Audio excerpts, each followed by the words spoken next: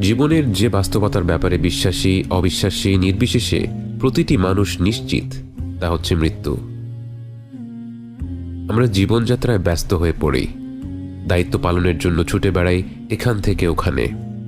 দিন শেষে ক্লান্ত শরীর নিয়ে ঘরে ফিরে চোখ দুটো বন্ধ করে চলে যাই ঘুমের জগতে।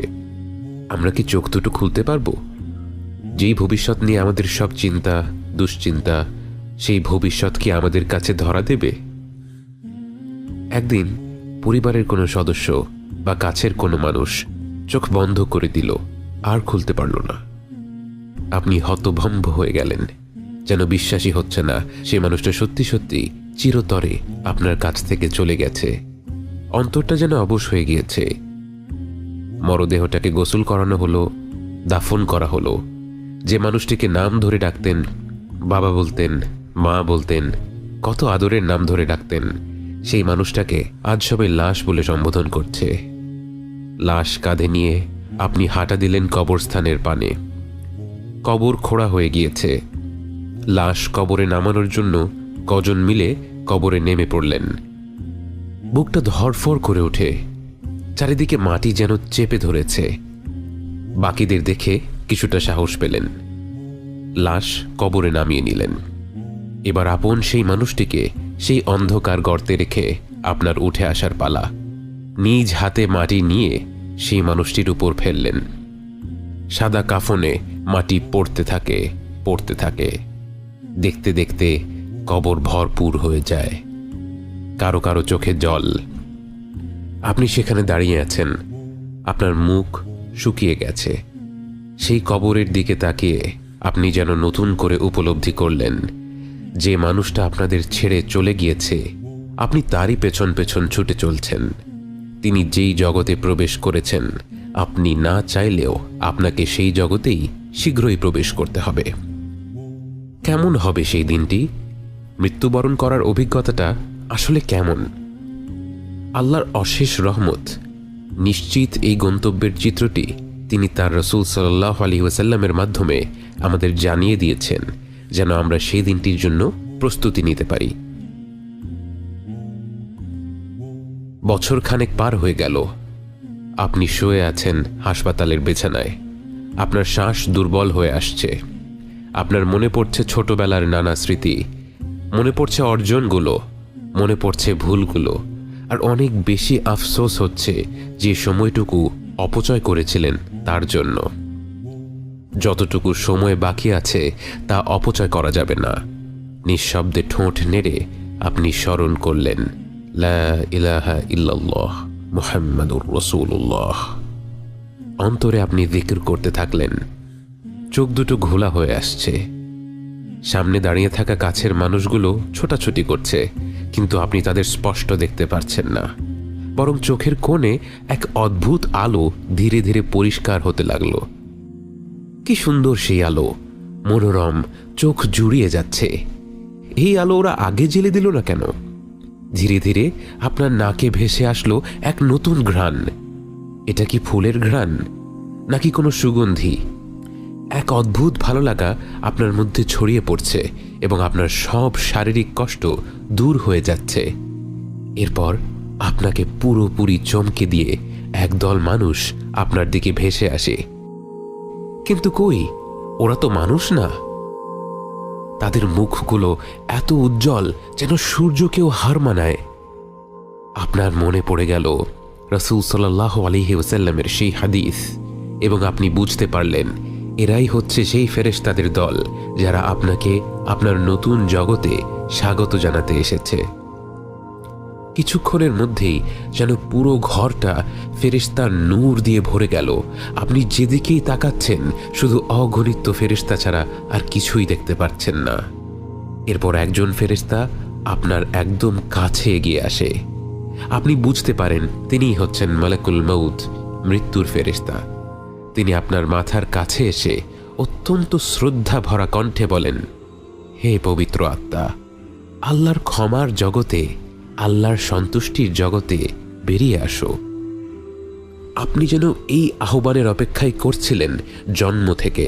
আপনি এত দ্রুত, এত সহজে দেহ থেকে বেরিয়ে এলেন যেন এক পাত্র থেকে আরেকটি পাত্রে পানি ঢালা হলো। এবং ফেরেশতাদের উচ্ছ্বাস দেখে আপনার মনে পড়ে গেল আপনার সন্তান জন্ম হওয়ার সময়টির কথা। যখন শিশুটি জন্ম নিয়েছিল, প্রতিটি মানুষের চোখ মুখ ভরা ছিল উচ্ছ্বাস আর ভালোবাসা। সবাই তাকে কোলে নেওয়ার জন্য ব্যস্ত হয়ে গিয়েছিল। আজ আপনি যখন আপনার দেহ থেকে বেরিয়ে এলেন, সব ফেরেশতারা যেন ঠিক সেরকমই উচ্ছ্বাসিত। আপনাকে কোলে নেওয়ার জন্য তারা প্রতিযোগিতা করতে লাগলো। তারা আপনাকে এক স্বর্গীয় কাপড়ে আবরণ করে অপূর্ব সুন্দর সুগন্ধি লাগিয়ে দিয়ে আপনাকে নিয়ে চলল আসমানের পানে।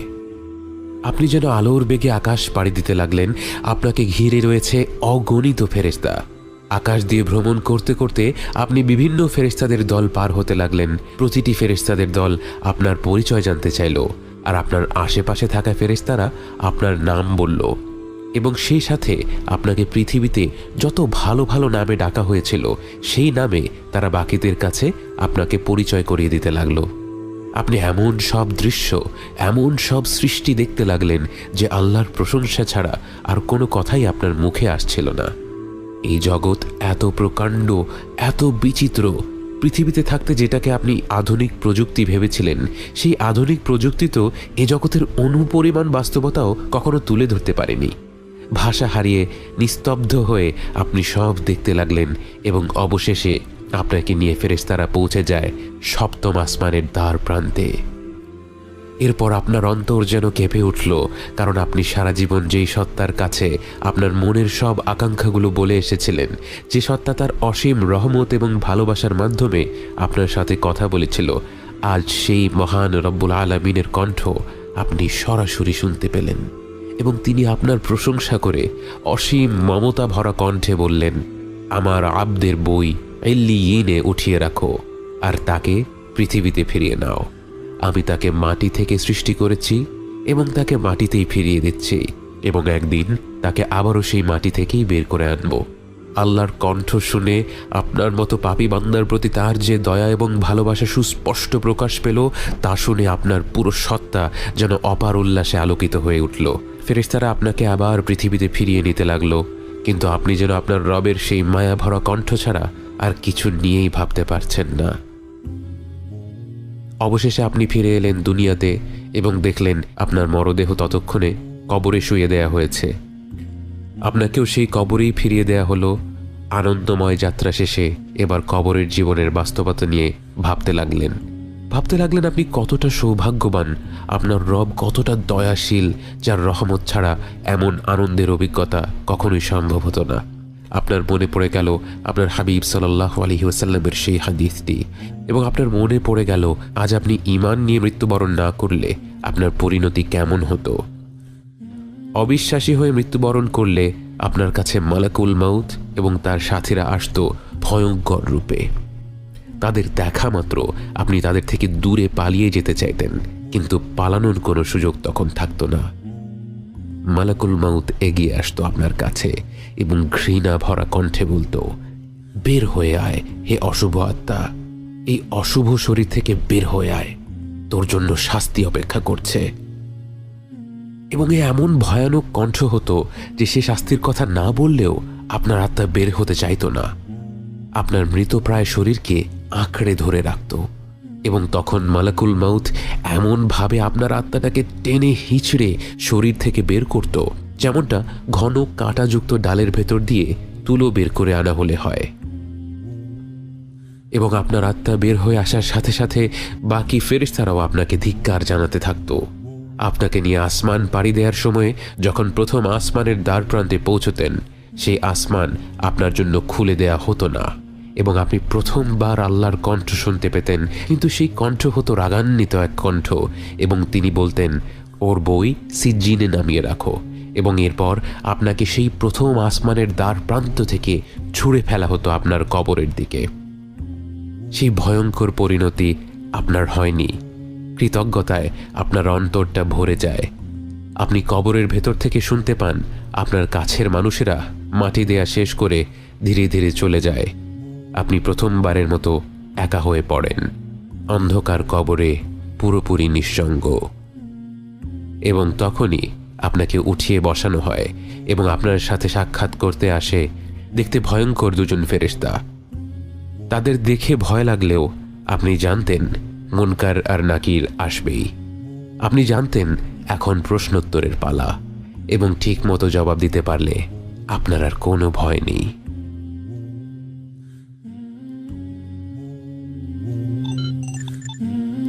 ঘুম থেকে ওঠার পর স্বপ্নের জগৎকে যেমন ঝাপসা মনে হয়, বাস্তবকে মনে হয় আসল সত্য। মৃত্যুর পর আপনার মনে হচ্ছে পুরো জীবনটাই যেন ছিল একটা স্বপ্ন যা আপনি ঘুমন্ত অবস্থায় কাটিয়েছিলেন। ফেরেশতাদের সাথে অলৌকিক সব অভিজ্ঞতাগুলোর পর এখন আপনি ফিরে এসেছেন আপনার কবরে। আপনাকে মাটি দেয়া হয়ে গেছে। আপনি শুনতে পাচ্ছেন আপনার কাছের মানুষেরা দোয়া করছে, জিকির করছে, আপনাকে ছেড়ে যেতে চাচ্ছে না। কিন্তু আপনিও জানেন, তারাও জানে তাদেরকে যেতেই হবে। প্রত্যেক মানুষকে তার ব্যক্তিগত পথ পাড়ি দিতেই হবে। কবরস্থান থেকে প্রস্থান করা শেষ মানুষটির পদধ্বনি আপনার কানে পৌঁছয়। এরপর সব নিশ্চুপ। একটি মুহূর্ত পার হলো না সারা দিন পার হয়ে গেল বোঝা গেল না, কারণ এই জগতে সময়ের হিসাব মেলানো কষ্ট। হঠাৎ করেই আপনি অনুভব করলেন আপনার কবরটা ছোট হয়ে আসছে, মাটি আপনাকে চেপে ধরছে। চিৎকার করে ওঠার আগেই মাটি আপনাকে এমনভাবে চেপে ধরল, আপনার মনে হলো আপনার দেহের প্রতিটি অঙ্গ মিলেমিশে একাকার হয়ে গেছে। এরপরেই আপনাকে মাটি ছেড়ে দিল। এটা কি কবরের আযাব ছিল? আপনি কি তাহলে শাস্তি পাওয়া মানুষদের দলে? আপনার মনে পড়ল রাসূল সাল্লাল্লাহু আলাইহি ওয়াসাল্লামের সেই কথাগুলো। তিনি বলেছিলেন, যদি মাটির এই চাপ থেকে কেউ বাঁচত, সে হতো সাদ ইবনে মুআদ রাদিয়াল্লাহু আনহু। যে সাদ ইবনে মুআদের মৃত্যুতে আল্লাহর আরশ কেঁপে উঠেছিল, যে সাদ ইবনে মুআদের জানাজায় শরীক হতে ৭০,০০০ ফেরেশতা পৃথিবীতে নেমে এসেছিল, সেই সাদ ইবনে মুআদকেও মাটি চেপে ধরেছিল। কারণ এটাই আল্লাহর হুকুম, আমরা মাটি থেকে এসেছি, আবার মাটিতেই মিশে যাব। এরপর আপনাকে উঠিয়ে বসানো হলো। দেখতে ভয়ঙ্কর দুজন ব্যক্তি আপনার সামনে উপস্থিত হলো। মুনকার আর নাকির কাউকে সান্ত্বনা দেয় না, তারা নম্রভাবে কথা বলে না। তাদের কর্তব্য একটাই, তারা আমাদের পরীক্ষা করবে। অজুহাত দেওয়ার কোনো সুযোগ নেই। তারা আপনাকে দেখে বলল, মান রব্বুক, তোমার রব কে? তাদের চেহারা দেখে আপনি ভেবেছিলেন আপনার গলা দিয়ে হয়তো কোনো শব্দই বের হবে না। কিন্তু যেই আল্লাহকে সারা জীবন বিশ্বাস করেছেন, যেই আল্লাহর আদেশ পালন করার সাধ্যমতো চেষ্টা করেছেন, যেই আল্লাহর অমান্য করার পর তার কাছেই ক্ষমা চেয়ে মাথা নত করেছেন, সেই আল্লাহর পরিচয় জানতে যাওয়ার পর আপনি কি করে চুপ থাকেন? আপনার ঠোঁট আর জিহ্বা যেন আপনার মস্তিষ্কের অপেক্ষা না করেই বলে উঠল, আমার রব আল্লাহ। এরপর তারা প্রশ্ন করল, ওয়ামা দীনুক, তোমার দিন কোনটা? আপনি বললেন, আমার দিন ইসলাম। অবশেষে তারা জিজ্ঞেস করল, তোমার কাছে যাকে পাঠানো হয়েছিল তার ব্যাপারে তুমি কি বলো? তার নাম উচ্চারণ করতে গিয়ে আপনার মুখে হাসি ফুটে গেল। আপনি বললেন, তিনি হচ্ছেন আল্লাহর বান্দা, তার প্রেরিত রাসূল। আমি সাক্ষ্য দিচ্ছি আল্লাহ ছাড়া কোনো মাবুদ নেই এবং মুহাম্মদ সাল্লাল্লাহু আলাইহি ওয়াসাল্লাম তার বান্দা এবং তার রাসূল। সাথে সাথেই তারা বলে উঠল, সাদাক্ত, তুমি সত্য বলেছ। এবং সাথে সাথে আপনার কবরটা প্রশস্ত হয়ে যেতে থাকে। দেখতে না দেখতেই আপনার কবরটি বিরাট আকৃতি ধারণ করে। এরপর আপনার সামনে একটি চিত্র তুলে ধরা হয়। এটা কি একটি ভিডিও নাকি তার চেয়েও আধুনিক কোনো প্রযুক্তি তা আপনার জানা নেই। সেটা নিয়ে ভাবারও সুযোগ নেই, কারণ আপনি হতভম্ব হয়ে দেখতে পেলেন সেখানে একটি ভয়ানক জায়গা দেখানো হচ্ছে, যেখানে চারিদিকে দাউ দাউ করে আগুন জ্বলছে এবং হিংস্র সব জীব কারো জন্য অপেক্ষা করছে। আপনাকে জানানো হলো এটাই আপনার গন্তব্য হয়ে যেত যদি আপনি আল্লাহর অমান্য করতেন, গাফেল হয়ে আপনার জীবন কাটিয়ে দিতেন। এরপর অন্যদিকে আরেকটি চিত্র তুলে ধরা হলো এবং এবার আপনি আপনার জীবনের সবচেয়ে সুন্দর দৃশ্য দেখতে পেলেন, যার দিকে তাকিয়ে মাসের পর মাস কাটিয়ে দেয়া যায়। আপনাকে বলা হলো এটাই হবে আপনার সর্বশেষ গন্তব্যস্থল, এটাই হলো জান্নাতের সেই ঘর যার জন্য আল্লাহ আপনাকে সৃষ্টি করেছেন এবং যেখানে আপনি শীঘ্রই ফিরে যাবেন। এই মনোমুগ্ধকর দৃশ্য দেখতে দেখতে আপনার কবরের জীবন শুরু হয়। কোনো এক পর্যায়ে আপনার সাথে দেখা করতে আসবে আপনার আত্মীয় স্বজনেরা, যারা আপনাকে ছেড়ে অনেক আগে পরকালের পথ পাড়ি দিয়েছিলেন। একবার ভেবে দেখুন কতটা আন্তরিক হবে সেই মিলন। যেই মাকে, যেই বাবাকে, যেই নানা নানি, দাদা দাদিকে আপনি কবর দিয়েছিলেন বহু বছর আগে, বারজাখের জীবনে এসে তাদের সাথে আপনার সাক্ষাৎ হবে। তারা দুনিয়ার জীবনের খবর জানতে চাইবে, তারা আপনার সাথে গল্প করবে। গল্প করতে করতে আপনার এক বন্ধুর কথা উঠে যায়। তারা বলে, অমুক কেমন আছে? আপনি অবাক হয়ে যান। আপনি বলেন, অমুক তো আরও 3 বছর আগেই মারা গেছে, কেন তোমরা কি তার দেখা পাওনি? সবাই চুপ হয়ে যায়। সবাই বুঝতে পারে আপনার সেই বন্ধুটি ঈমান নিয়ে মৃত্যুবরণ করতে পারেনি, কবরের আযাব থেকে নিজেকে মুক্ত করতে পারেনি। যে ব্যক্তি ঈমান নিয়ে মৃত্যুবরণ করতে পারল না, মৃত্যু থেকে শুরু করে জাহান্নাম পর্যন্ত তার পরিস্থিতি ক্রমাগতভাবে খারাপ হতে থাকে। যখন তাকে আসমান থেকে জমিনে ছুঁড়ে ফেলা হয়, যখন মাটি তাকে হিংস্রভাবে চেপে ধরে, এরপর যখন মুনকার আর নাকির এসে তাকে উঠিয়ে বসায় আর জিজ্ঞেস করে, মান রব্বুক, সে কোনো উত্তর দিতে পারে না, আমতা আমতা করতে থাকে। তাকে বলা হয় মা দীনুক, আবারও সে আমতা আমতা করতে থাকে, কোনো উত্তর দিতে পারে না। তাকে প্রশ্ন করা হয় রাসূল সাল্লাল্লাহু আলাইহি ওয়াসাল্লামকে নিয়ে, তার ব্যাপারে সে কি জানে। সে অনিশ্চিত হয়ে বলে, আমি শুনেছিলাম লোকে এই এই বলতো। তখন মুনকার আর নাকির বলবে, তুমি মিথ্যা বলেছ। তার মাথায় শক্ত লোহা দিয়ে এত জোরে আঘাত করা হবে যে তার চিৎকার শুনতে পাবে আশেপাশের প্রতিটি সৃষ্টি, শুধু মানুষ আর জিন ব্যতীত। এরপর তাকে জান্নাতের একটি দৃশ্য দেখানো হবে। তাকে বলা হবে এটাই তার গন্তব্য হতে পারত যদি সে আল্লাহর আহ্বানে সাড়া দিত। তারপর তাকে জাহান্নামের দৃশ্য দেখিয়ে বলা হবে সে নিজেই এই গন্তব্যটি নিজের জন্য বেছে নিয়েছে।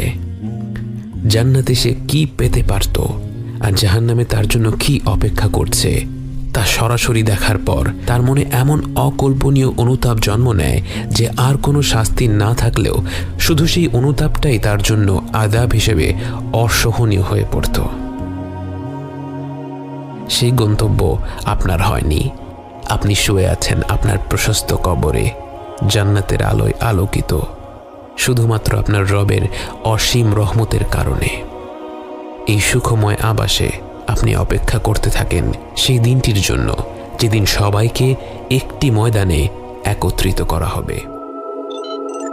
জান্নাতের দরজা খুলে দেয়া হয়েছে, আপনার কবর প্রশস্ত করে দেয়া হয়েছে। কবরে বয়ে চলছে সুমধুর বাতাস। পৃথিবীর সবচেয়ে সুন্দরতম সাগর পাড়ে বসে যত ভালো লাগতো তার চেয়েও অনেক গুণ বেশি ভালো লাগায় তৃপ্ত আপনার অন্তরটি। আপনার প্রতি আল্লাহর অসীম অনুগ্রহের কথা স্মরণ করতে করতে আপনি ভাবতে থাকেন সেসব কবরবাসীদের কথা যাদের পরিস্থিতি আপনার চেয়ে অনেকটাই ভিন্ন। আপনার মনে পড়ে যায় রাসূল সাল্লাল্লাহু আলাইহি ওয়াসাল্লামের কথা। তিনি কবরের নানা ধরনের আযাবের কিছু বিবরণ দিয়ে গিয়েছিলেন যেন আমরা সকলে সতর্ক থাকি। বুখারীর হাদিসে আছে রাসূল সাল্লাল্লাহু আলাইহি ওয়াসাল্লাম একদিন স্বপ্নের মাধ্যমে কবরের আযাবের কিছু উদাহরণ দেখেছিলেন যা তিনি আমাদের শেখানোর উদ্দেশ্যে বর্ণনা করেছেন। রাসূল সাল্লাল্লাহু আলাইহি ওয়াসাল্লাম দেখলেন দুজন লোক এসে তার দুহাত ধরে তাকে জেরুসালেমের দিকে নিয়ে যাচ্ছে। হঠাৎ তিনি দুজন মানুষকে দেখলেন, এক ব্যক্তি বসে আছে আর আরেক ব্যক্তি লোহার আঁকড়া হাতে দাঁড়িয়ে থাকা ব্যক্তিটি লোহার আঁকড়াটা নিয়ে বসে থাকা ব্যক্তির মুখের ভেতর ঢুকিয়ে দিচ্ছিল এবং এমনভাবে টেনে বের করছিল যে সে ব্যক্তির এক পাশের গাল পুরোপুরি ছিঁড়ে যাচ্ছিল। এরপর সে একইভাবে তার অন্য গালে আঘাত করছিল এবং ততক্ষণে প্রথম গালটি আবার ঠিক হয়ে যাচ্ছিল। এভাবে করে তার শাস্তি চলতে থাকলো। রাসূল সাল্লাল্লাহু আলাইহি ওয়াসাল্লাম জানতে চাইলেন এসব কেন হচ্ছে। তখন তার সাথী ফেরেশতারা বলল, চলুন চলুন, অর্থাৎ ব্যাখ্যা পরে হবে। এরপর তিনি চিত হয়ে শুয়ে থাকা এক ব্যক্তির পাশে এসে উপস্থিত হলেন। তার মাথার কাছে পাথর হাতে এক ব্যক্তি দাঁড়িয়ে পাথরটা দিয়ে তার মাথা চূর্ণ বিচূর্ণ করে দিচ্ছিল। নিক্ষিপ্ত পাথরটি দূরে গড়িয়ে যাওয়ার ফলে নিক্ষেপকারী ব্যক্তি তা তুলে নিয়ে শুয়ে থাকা ব্যক্তির কাছে ফিরে আসতে আসতেই তার মাথা আবার আগের মতো জোড়া লেগে যাচ্ছিল। এভাবে বারবার তার মাথা ভেঙে চুরমার হতে লাগলো। রাসূল সাল্লাল্লাহু আলাইহি ওয়াসাল্লাম আবারও জিজ্ঞেস করলেন, এই লোকটি কে? ফেরেশতারা আবারও বলল, চলুন চলুন, অর্থাৎ ব্যাখ্যা পরে হবে। এরপর তারা একটি গর্তে পৌঁছলেন, যা অনেকটা তন্দুরের মতো। গর্তের গভীরে আগুন জ্বলছিল। সে গর্তে ছিল অসংখ্য উলঙ্গ নরনারী। আগুনটা নিচ থেকে তাদের কাছে ধেয়ে আসছিল, আর তারা জোরে চিৎকার করে উঠছিল। আবারও রাসূল সাল্লাল্লাহু আলাইহি ওয়াসাল্লাম তাদের ব্যাপারে প্রশ্ন করলেন। আবারও ফেরেশতারা বলল, চলুন চলুন। এরপর তারা একটি নদীর কাছে এসে হাজির হলেন, যেখান দিয়ে বয়ে চলছিল রক্ত। সে রক্তের নদীর মাঝখানে দাঁড়ানো ছিল একটি লোক।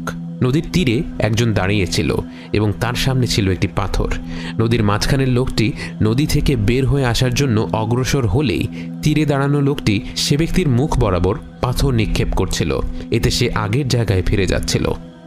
এমনভাবে সে যতবার তীরে উঠে আসতে চেষ্টা করে, ততবার সে ব্যক্তি তার মুখ বরাবর পাথর নিক্ষেপ করে আগের জায়গায় ফিরে যেতে বাধ্য করে। এরপর নবীজি সাল্লাল্লাহু আলাইহি ওয়াসাল্লাম আরও বেশ কিছু আশ্চর্য দৃশ্য দেখলেন এবং সবশেষে আবারও তিনি যা যা দেখলেন সেগুলোর ব্যাখ্যা জানতে চাইলেন। তখন ফেরেশতারা বলল, আপনি প্রথমে যে ব্যক্তির গাল ছিঁড়ে ফেলার দৃশ্য দেখলেন, সে একজন মিথ্যাবাদী, মিথ্যা কথা বলে বেড়াতো। তার বলা মিথ্যা কথা ক্রমাগত বর্ণিত হয়ে দূর দূরান্তে পৌঁছে যেত। কিয়ামত পর্যন্ত সে কবরে এভাবে শাস্তি পেতে থাকবে।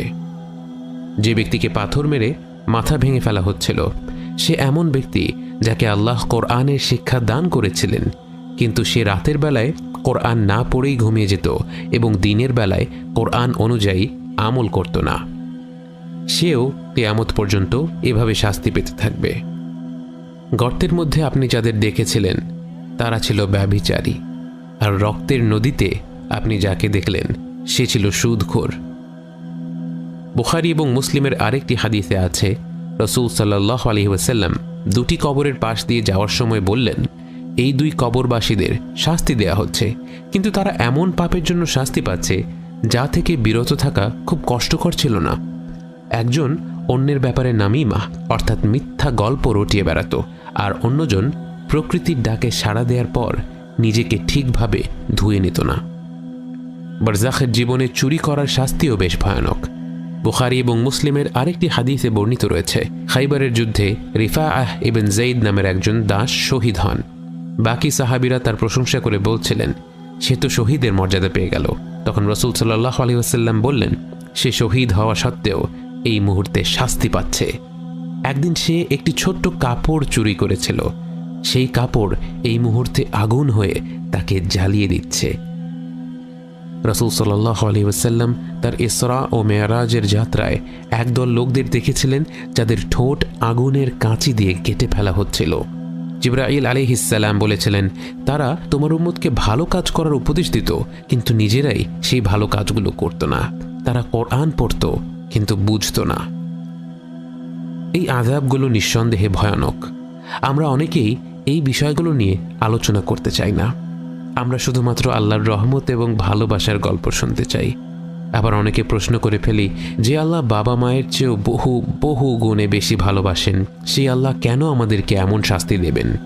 অন্যরা বলেন, ইসলাম তো শান্তির ধর্ম, তাহলে এখানে এসব ভয়ঙ্কর শাস্তি, পুড়িয়ে ফেলা, কেটে ফেলা, এসবের কথা কেন বলা হয়?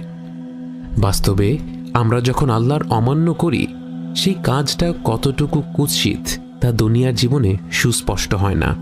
আল্লাহ কত মহান এবং তার কোনো আদেশের অমান্য করা কত ভয়ঙ্কর একটি কাজ, এর পরিণতি আসলে কত প্রকাণ্ড তা আমরা বুঝতে পারি না। বুঝতে পারি না বলে আমরা শুধুমাত্র আল্লাহর অসীম রহমত নিয়ে ভাবতে ভালোবাসি, তার পরিপূর্ণ ন্যায় বিচারের কথা ভাবতে ভালোবাসি না। একটা খারাপ কাজ করার পরিণতি সেই কবরের আযাবের সমানই ভয়াবহ। কিন্তু আল্লাহ যেহেতু আমাদের অত্যন্ত ভালোবাসেন, আমাদের জান্নাতে যাওয়ার পথ করে দেওয়ার সুযোগ খুঁজতে থাকেন, তাই তিনি আমাদের তাৎক্ষণিকভাবে শাস্তি দিয়ে দেন না, বরং আমাদের সারা জীবনটা দিয়ে দেন, ফিরে আসার আহ্বান দিতে থাকেন, বিভিন্নভাবে আমাদের ডাকতে থাকেন এবং ফিরে আসা মাত্রই আমাদের ক্ষমা করে দেন। এবং এর পরেও যখন আমরা তার আহ্বান প্রত্যাখ্যান করতেই থাকি, তিনি আমাদের পবিত্র বার্তা পাঠিয়ে জানান আমরা নিজেদেরকে কত ভয়ানক পরিণতির দিকে ঠেলে দিচ্ছি, অথচ আমরা সেই পরিণতির ভয়াবহতা থেকে শিক্ষা না নিয়ে বলি, আমাকে এত ভয়ঙ্কর কথা কেন বলা হচ্ছে, এত শাস্তি, এত কষ্টের চিত্র কেন তুলে ধরা হচ্ছে? এই চিত্র তুলে ধরার পেছনেই যে এক অসীম মমতা রয়েছে, অসীম রহমত রয়েছে, তা আমরা বুঝতেই চাই না। তবে একটা দিন আসবে যেদিন প্রত্যেকটি মানুষ সত্যকে বুঝতে পারবে, বাস্তবতা তার পূর্ণাঙ্গ রূপ ধারণ করে মানব জাতির সামনে হাজির হবে। কিয়ামতের দিবস, বিচার দিবস।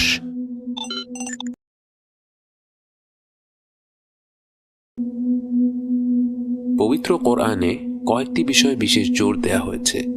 কয়েক পৃষ্ঠা পরপরই সে কথাগুলো আমাদের মনে করিয়ে দেয়া হয়েছে। এর মধ্যে একটি বিষয় হচ্ছে কিয়ামতের দিবস।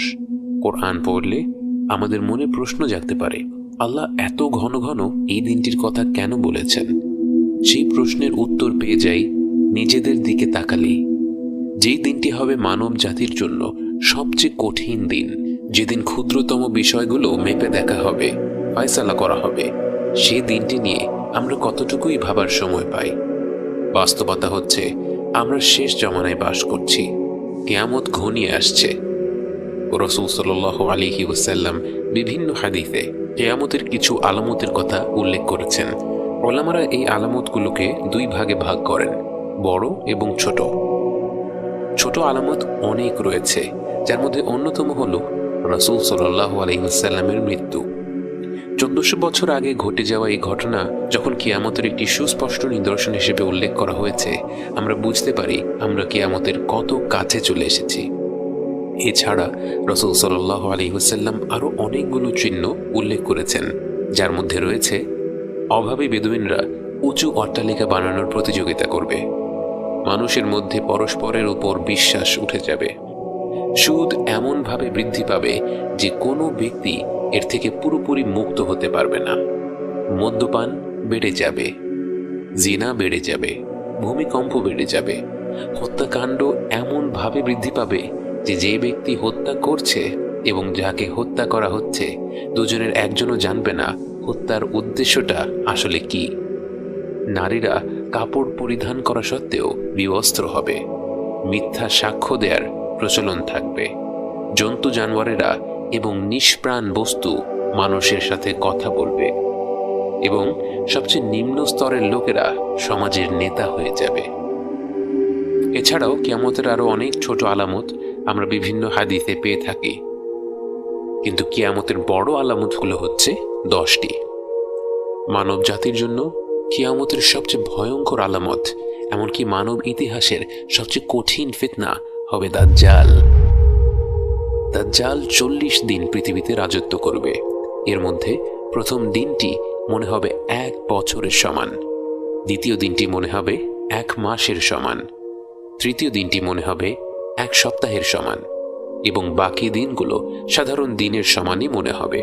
যদিও শুনলে 40 দিন খুব বেশি সময় মনে হয় না, বাস্তবে দাজ্জাল হবে প্রতিটি মুমিনের জন্য সবচেয়ে বড় ফিতনা। আল্লাহ আযজা ওয়া জাল দাজ্জালকে এমন সব শক্তি দেবেন যে প্রকৃত ঈমানদার ছাড়া অন্য কেউ তার আহ্বান অগ্রাহ্য করতে পারবে না। তাই রাসূল সাল্লাল্লাহু আলাইহি ওয়াসাল্লাম আমাদেরকে দাজ্জালের ফিতনা থেকে রেহাই পাওয়ার দোয়া শিখিয়েছেন এবং আরও বলেছেন, যে ব্যক্তি সূরা কাহাফের প্রথম 10টি আয়াত মুখস্থ করবে সেটা তাকে দাজ্জালের ফিতনা থেকে রক্ষা করবে। এরপর ঈসা আলাইহিস সালাম পৃথিবীতে ফিরে আসবেন। তিনি সুশাসন প্রতিষ্ঠা করবেন, শিরক ধ্বংস করবেন এবং ইসলামকে প্রতিষ্ঠিত করবেন।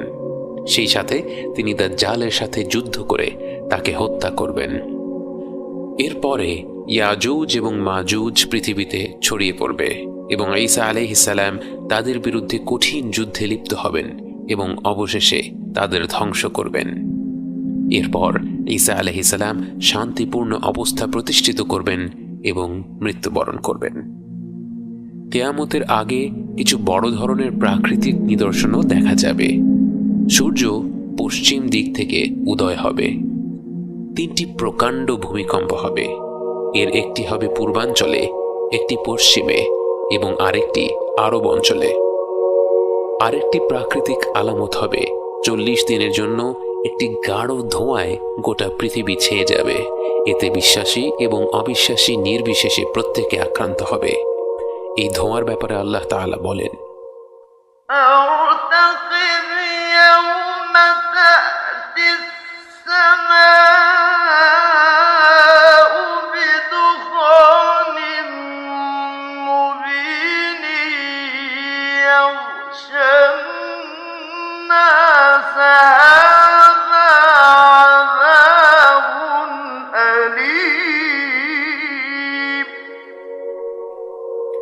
আরেকটি বড় নিদর্শন হল দাব্বাতুল আরদ বা দানবের আগমন, এবং সেই দানব মাটি থেকে উঠে আসবে। তাকে আল্লাহ কথা বলার ক্ষমতা দিবেন এবং সে মুমিন এবং অবিশ্বাসীদের চিহ্নিত করে দিবে। কিয়ামতের আগের সর্বশেষ আলামত হচ্ছে ইয়েমেন অঞ্চল থেকে এক প্রকাণ্ড আগুন শুরু হবে, যা ছড়িয়ে পড়বে পৃথিবী জুড়ে। এই আগুন পৃথিবীতে অবশিষ্ট সকল মানুষকে একটি প্রান্তরে নিয়ে আসবে। এই শেষ নিদর্শনের পর আরম্ভ হবে কিয়ামত।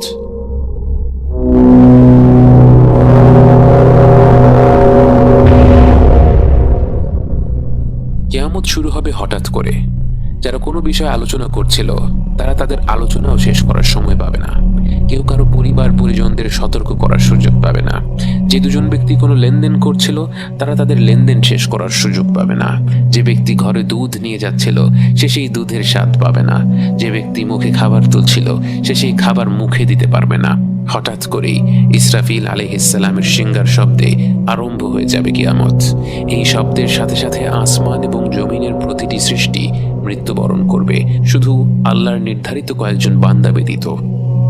গোটা আকাশমণ্ডলী বিস্ফোরিত হবে, পাহাড় পর্বত ধসে পড়বে, সমুদ্রগুলো প্রজ্বলিত হবে। আমরা মহাবিশ্ব বলতে যা বুঝি তা সম্পূর্ণরূপে পরিবর্তিত হয়ে যাবে। এরপর আল্লাহ তার 4 জন অবশিষ্ট পবিত্র ফেরেশতাকে জড়ো করবেন: জিবরাইল আলাইহিসসালাম, মিকাইল আলাইহিসসালাম, ইসরাফিল আলাইহিসসালাম এবং মালাকুল মাউত।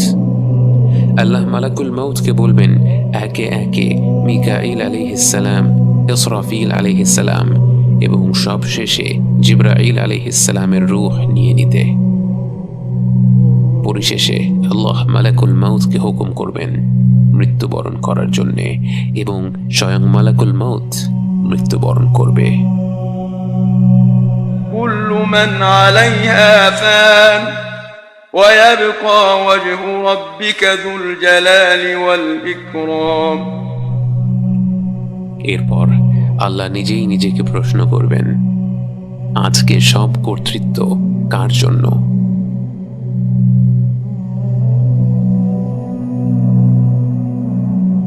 তাকে উত্তর দেওয়ার জন্য কেউ থাকবে না। তখন তিনি নিজেই নিজেকে উত্তর দেবেন, লিল্লাহিল ওয়াহিদিল কাহ্হার, আল্লাহর জন্য যিনি এক মহাপরাক্রান্ত।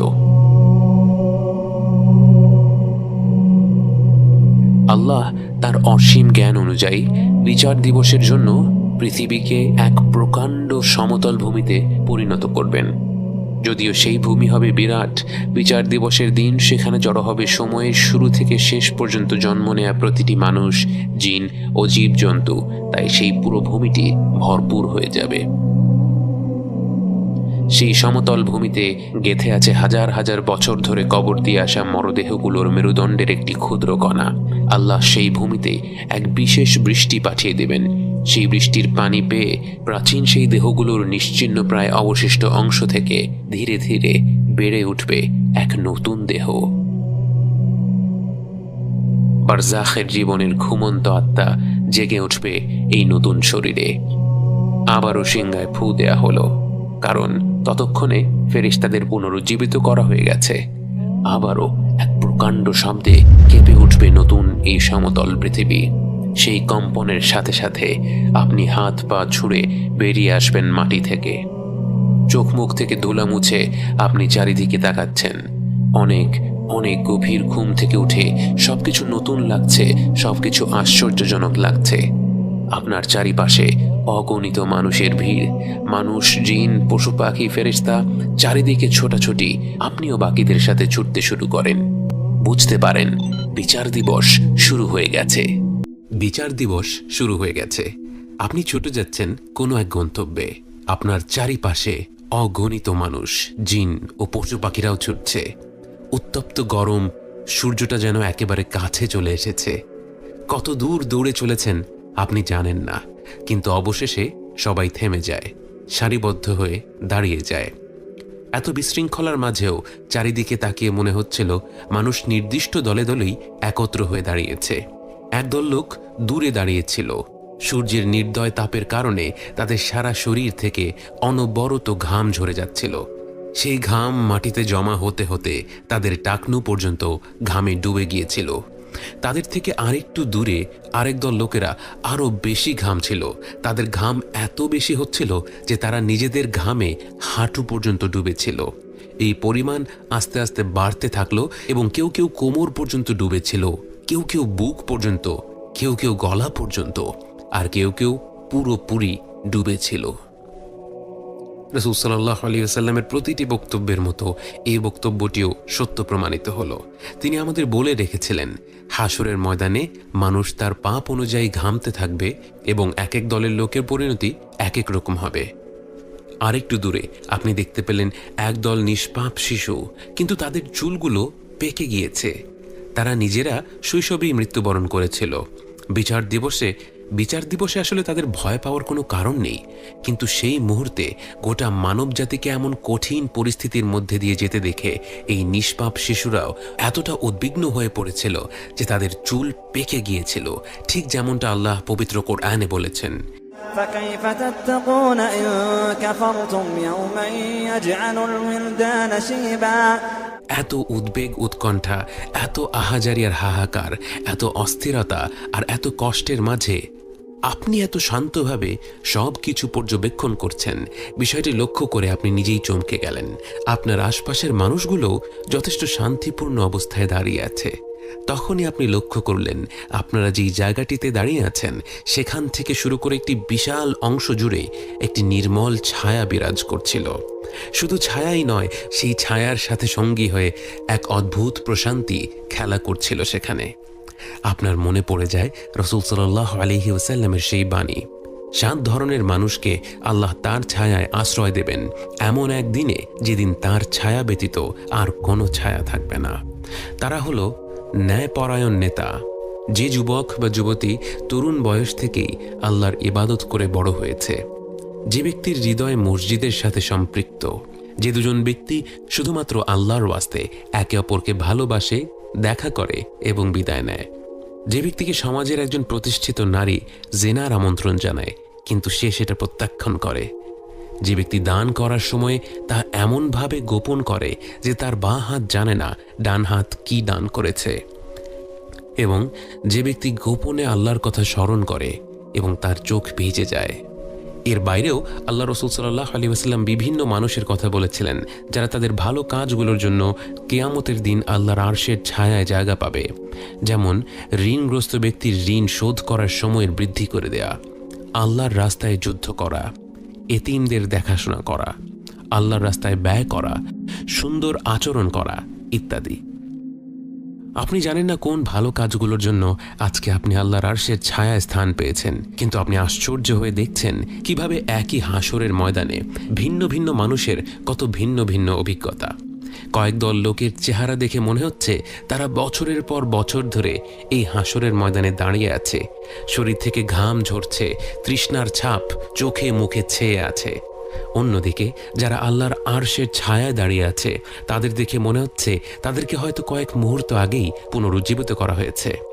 আপনার মনে পড়ে যায় আল্লাহ তাআলা বলেন, تعرج الملائكة والروح إليه في يوم كان مقداره 50,000 سنة। অবিশ্বাসীদের জন্য সেই দিনটি মনে হবে 50,000 বছরের সমান, কিন্তু সেই একই দিন আল্লাহর নিয়ামতপ্রাপ্ত বান্দাদের কাছে মনে হবে যেন যোহর এবং আসরের মাঝামাঝি সময়ের সমান। তবে বিশ্বাসী অবিশ্বাসী নির্বিশেষে সেদিন প্রতিটি সৃষ্টি কিছুটা উদ্বিগ্ন থাকবে। আল্লাহ তখনও তাঁর বান্দাদের সাথে একটা কথাও বলেননি, তিনি নিশ্চয়ই রেগে আছেন। সবাই অপেক্ষা করছে বিশ্বজগতের রব, সব কিছুর স্রষ্টা, যিনি জীবনভর আমাদের সময় দিয়েছেন, আমাদের আহ্বান করে গেছেন, ভুল হলে ক্ষমা করে গেছেন, বারবার সুযোগ দিয়েছেন আমরা যেন তার দিকে ফিরে যাই। তার সেই আহ্বান অগ্রাহ্য করেছে তার কত কোটি কোটি বান্দা। আজ তিনি নিশ্চয়ই ক্ষুব্ধ। তার চূড়ান্ত বিচারের জন্যে সবাই অপেক্ষা করছে, যারা নিজেদের কুকর্মের ঘামে ডুবে আছে আর যারা শান্তিময় ছায়ায় দাঁড়িয়ে আছে সবাই অপেক্ষা করছে, কিন্তু আল্লাহ কোনো কথা বলছেন না। অপেক্ষা করতে করতে সবাই তৃষ্ণা অনুভব করতে শুরু করলো, কিন্তু পানি কোথায়? যতদূর চোখ যায় শুধু সমতল ভূমি। কিন্তু হঠাৎ, হয়তো মিনিট দুয়েক পর অথবা হাজার খানেক বছর পর, বলা মুশকিল, কারণ সময় এখন এক এক মানুষের জন্যে এক এক গতিতে চলছে, হঠাৎ করে শোনা গেল একটি শব্দ, পানি, পানি উঠে এসেছে। নির্মম মরুভূমির ন্যায় এই জলশূন্য ময়দানের একটি বিরাট জায়গা জুড়ে পানি উঠে এলো। তৈরি হলো এক বিরাট পুকুর, কিন্তু এমন এক পুকুর যা কল্পনাকেও হার মানায়। এত বিশাল এক পুকুর, চারপাশে কোটি কোটি তৃষ্ণার্ত মানুষ। মানুষের তো সেখানে হুমড়ি খেয়ে ঝাঁপিয়ে পড়ার কথা, কিন্তু না, কেউ নড়তে পারছে না, অনুমতি নেই। এই পানি শুধুমাত্র বিশ্বাসীদের জন্য। প্রতিটি মুমিন ব্যক্তি তার জায়গা থেকে সেই পুকুরের দিকে এগিয়ে যেতে থাকে। আপনি হেঁটে যাচ্ছেন, বাকি মুমিনদের মতো আপনার মুখ, আপনার হাত, আপনার পা, অজু করার সময় যেই অঙ্গগুলো জীবনভর ধুয়ে এসেছেন, প্রতিটি অঙ্গ থেকে এক অলৌকিক নূর বের হচ্ছে।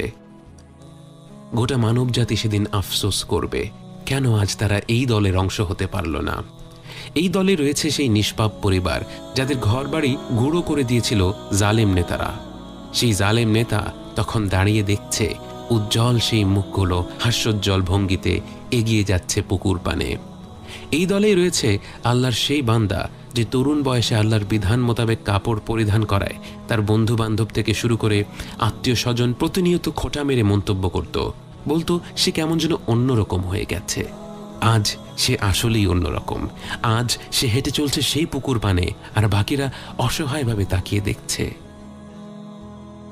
অনেকটা পথ হেঁটে পুকুরটির দেখা মিলল। যেদিন প্রথম সমুদ্র দেখেছিলেন, মুগ্ধ হয়ে তাকিয়েছিলেন কয়েক মিনিট। যেদিন প্রথম নিস্তব্ধ পূর্ণিমার রাতে সাগর দেখেছিলেন, মুগ্ধ হয়ে তাকিয়েছিলেন ঘণ্টা খানেক। আজ মনে হয় 50,000 বছর মুগ্ধ হয়ে কাটিয়ে দিতে পারবেন। পুকুরটিকে দেখেই যেন আপনার সব তৃষ্ণা মিটে গেল। হয়তো আপনি সেভাবেই দাঁড়িয়ে থাকতেন, হয়তো আর কোথাও যেতে চাইতেন না, কিন্তু এরপর আপনার চোখ চলে যায় পুকুর পাড়ে দাঁড়িয়ে থাকা ব্যক্তিটির দিকে। তার থেকে এত উজ্জ্বল নূর ছড়িয়ে পড়ছিল যে তাকে দেখাই কঠিন হয়ে যাচ্ছিল, কিন্তু আস্তে আস্তে আপনি তাকে দেখতে পেলেন। কাঁধ সমান ঢেউ খেলানো চুল, ঘন কালো দাড়ি, মুখে পৃথিবীর সবচেয়ে মনোমুগ্ধকর হাসি, সামনের দাঁত দুটোর মাঝে একটি ছোট্ট ফাঁক। আপনি তার দিকে তাকিয়ে আছেন এবং একটু পর বুঝতে পারলেন তিনিও আপনারই দিকে তাকিয়ে আছেন, আপনাকে ডাকছেন।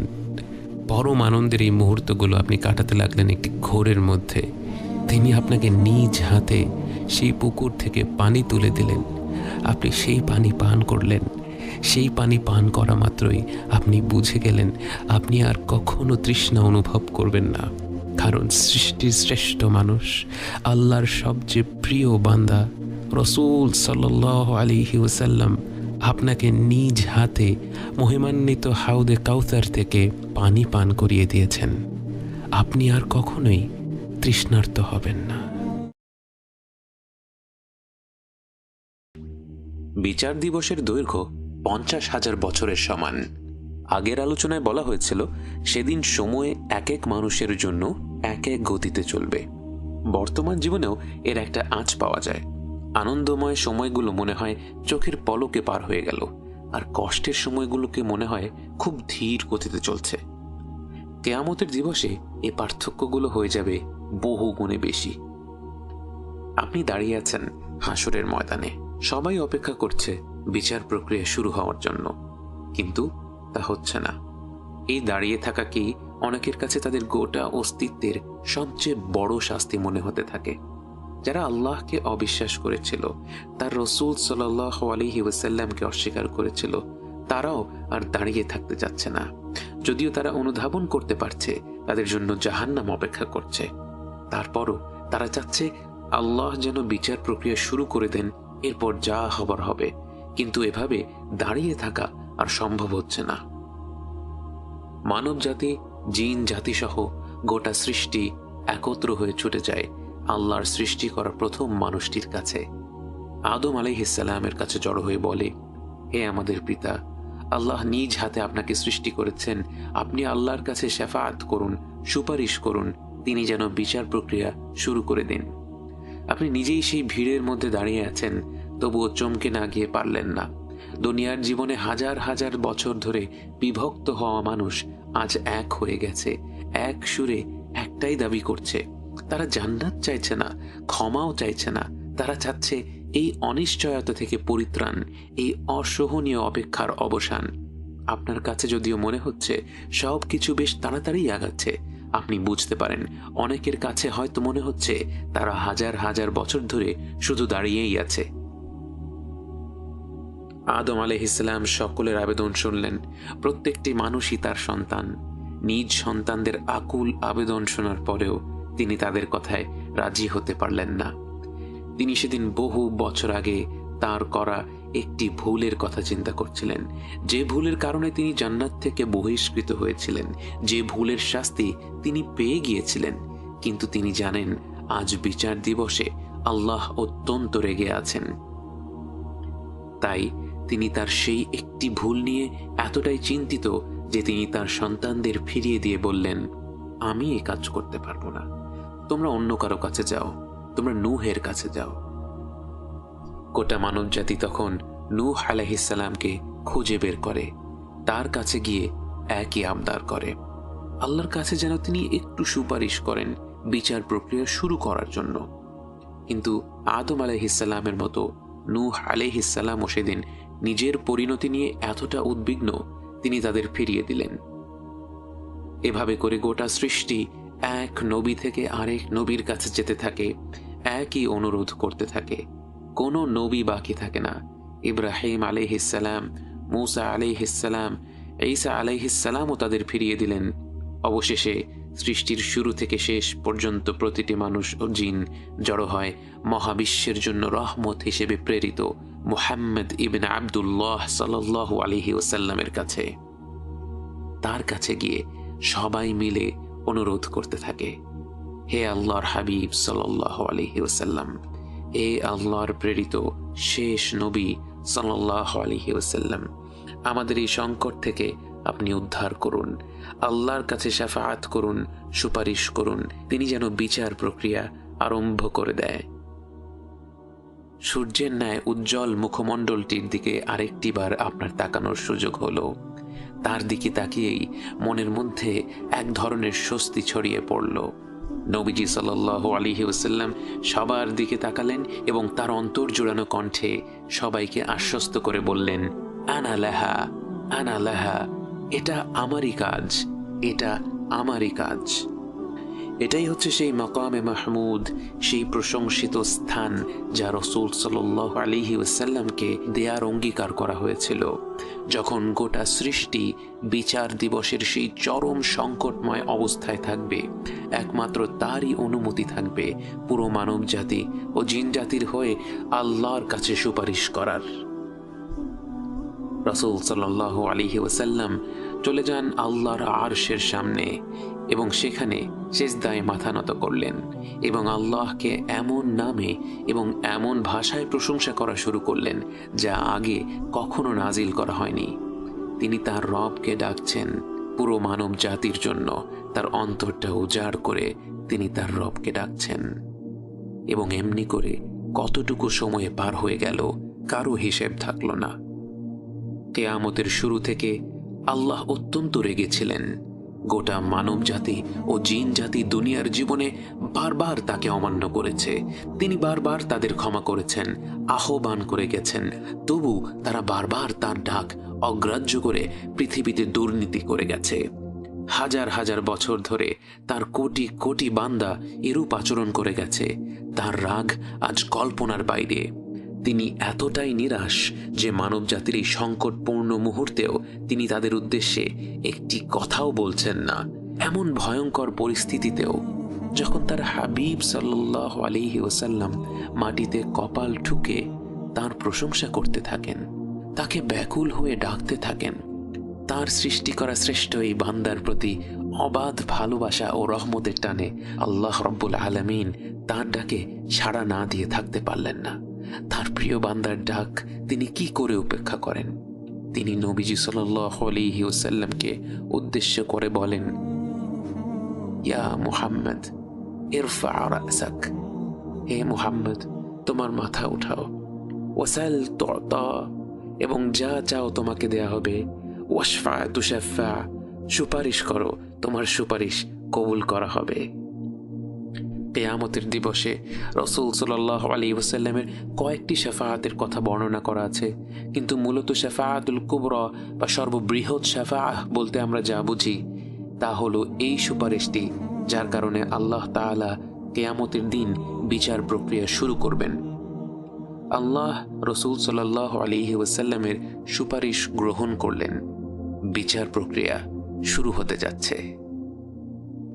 হাসরের ময়দানে সবাই অপেক্ষা করতে থাকে মহাবিশ্বের রব আল্লাহ আযজা ওয়া জাল্লার আগমনের জন্য। ويوم تشقق السماء بالغمام ونزل الملائكة تنزيلا। এক প্রকাণ্ড শব্দে আকাশমণ্ডলী উন্মুক্ত হয়ে যায়, এক অলৌকিক মেঘ ধেয়ে আসে এবং অগণিত ফেরেশতারা নেমে আসে, এবং সেই ফেরেশতারা সব মানুষদের ঘিরে জায়গা করে নেয় এবং তারা একত্র হয়ে আল্লাহর প্রশংসা করতে থাকে, তার মাহাত্ম্য বর্ণনা করতে থাকে। তাদের জিকিরের উদ্দীপনা দেখে সবাই জিজ্ঞেস করে, আল্লাহ কি এসে গেছেন? তারা বলে, না, তিনি আসছেন।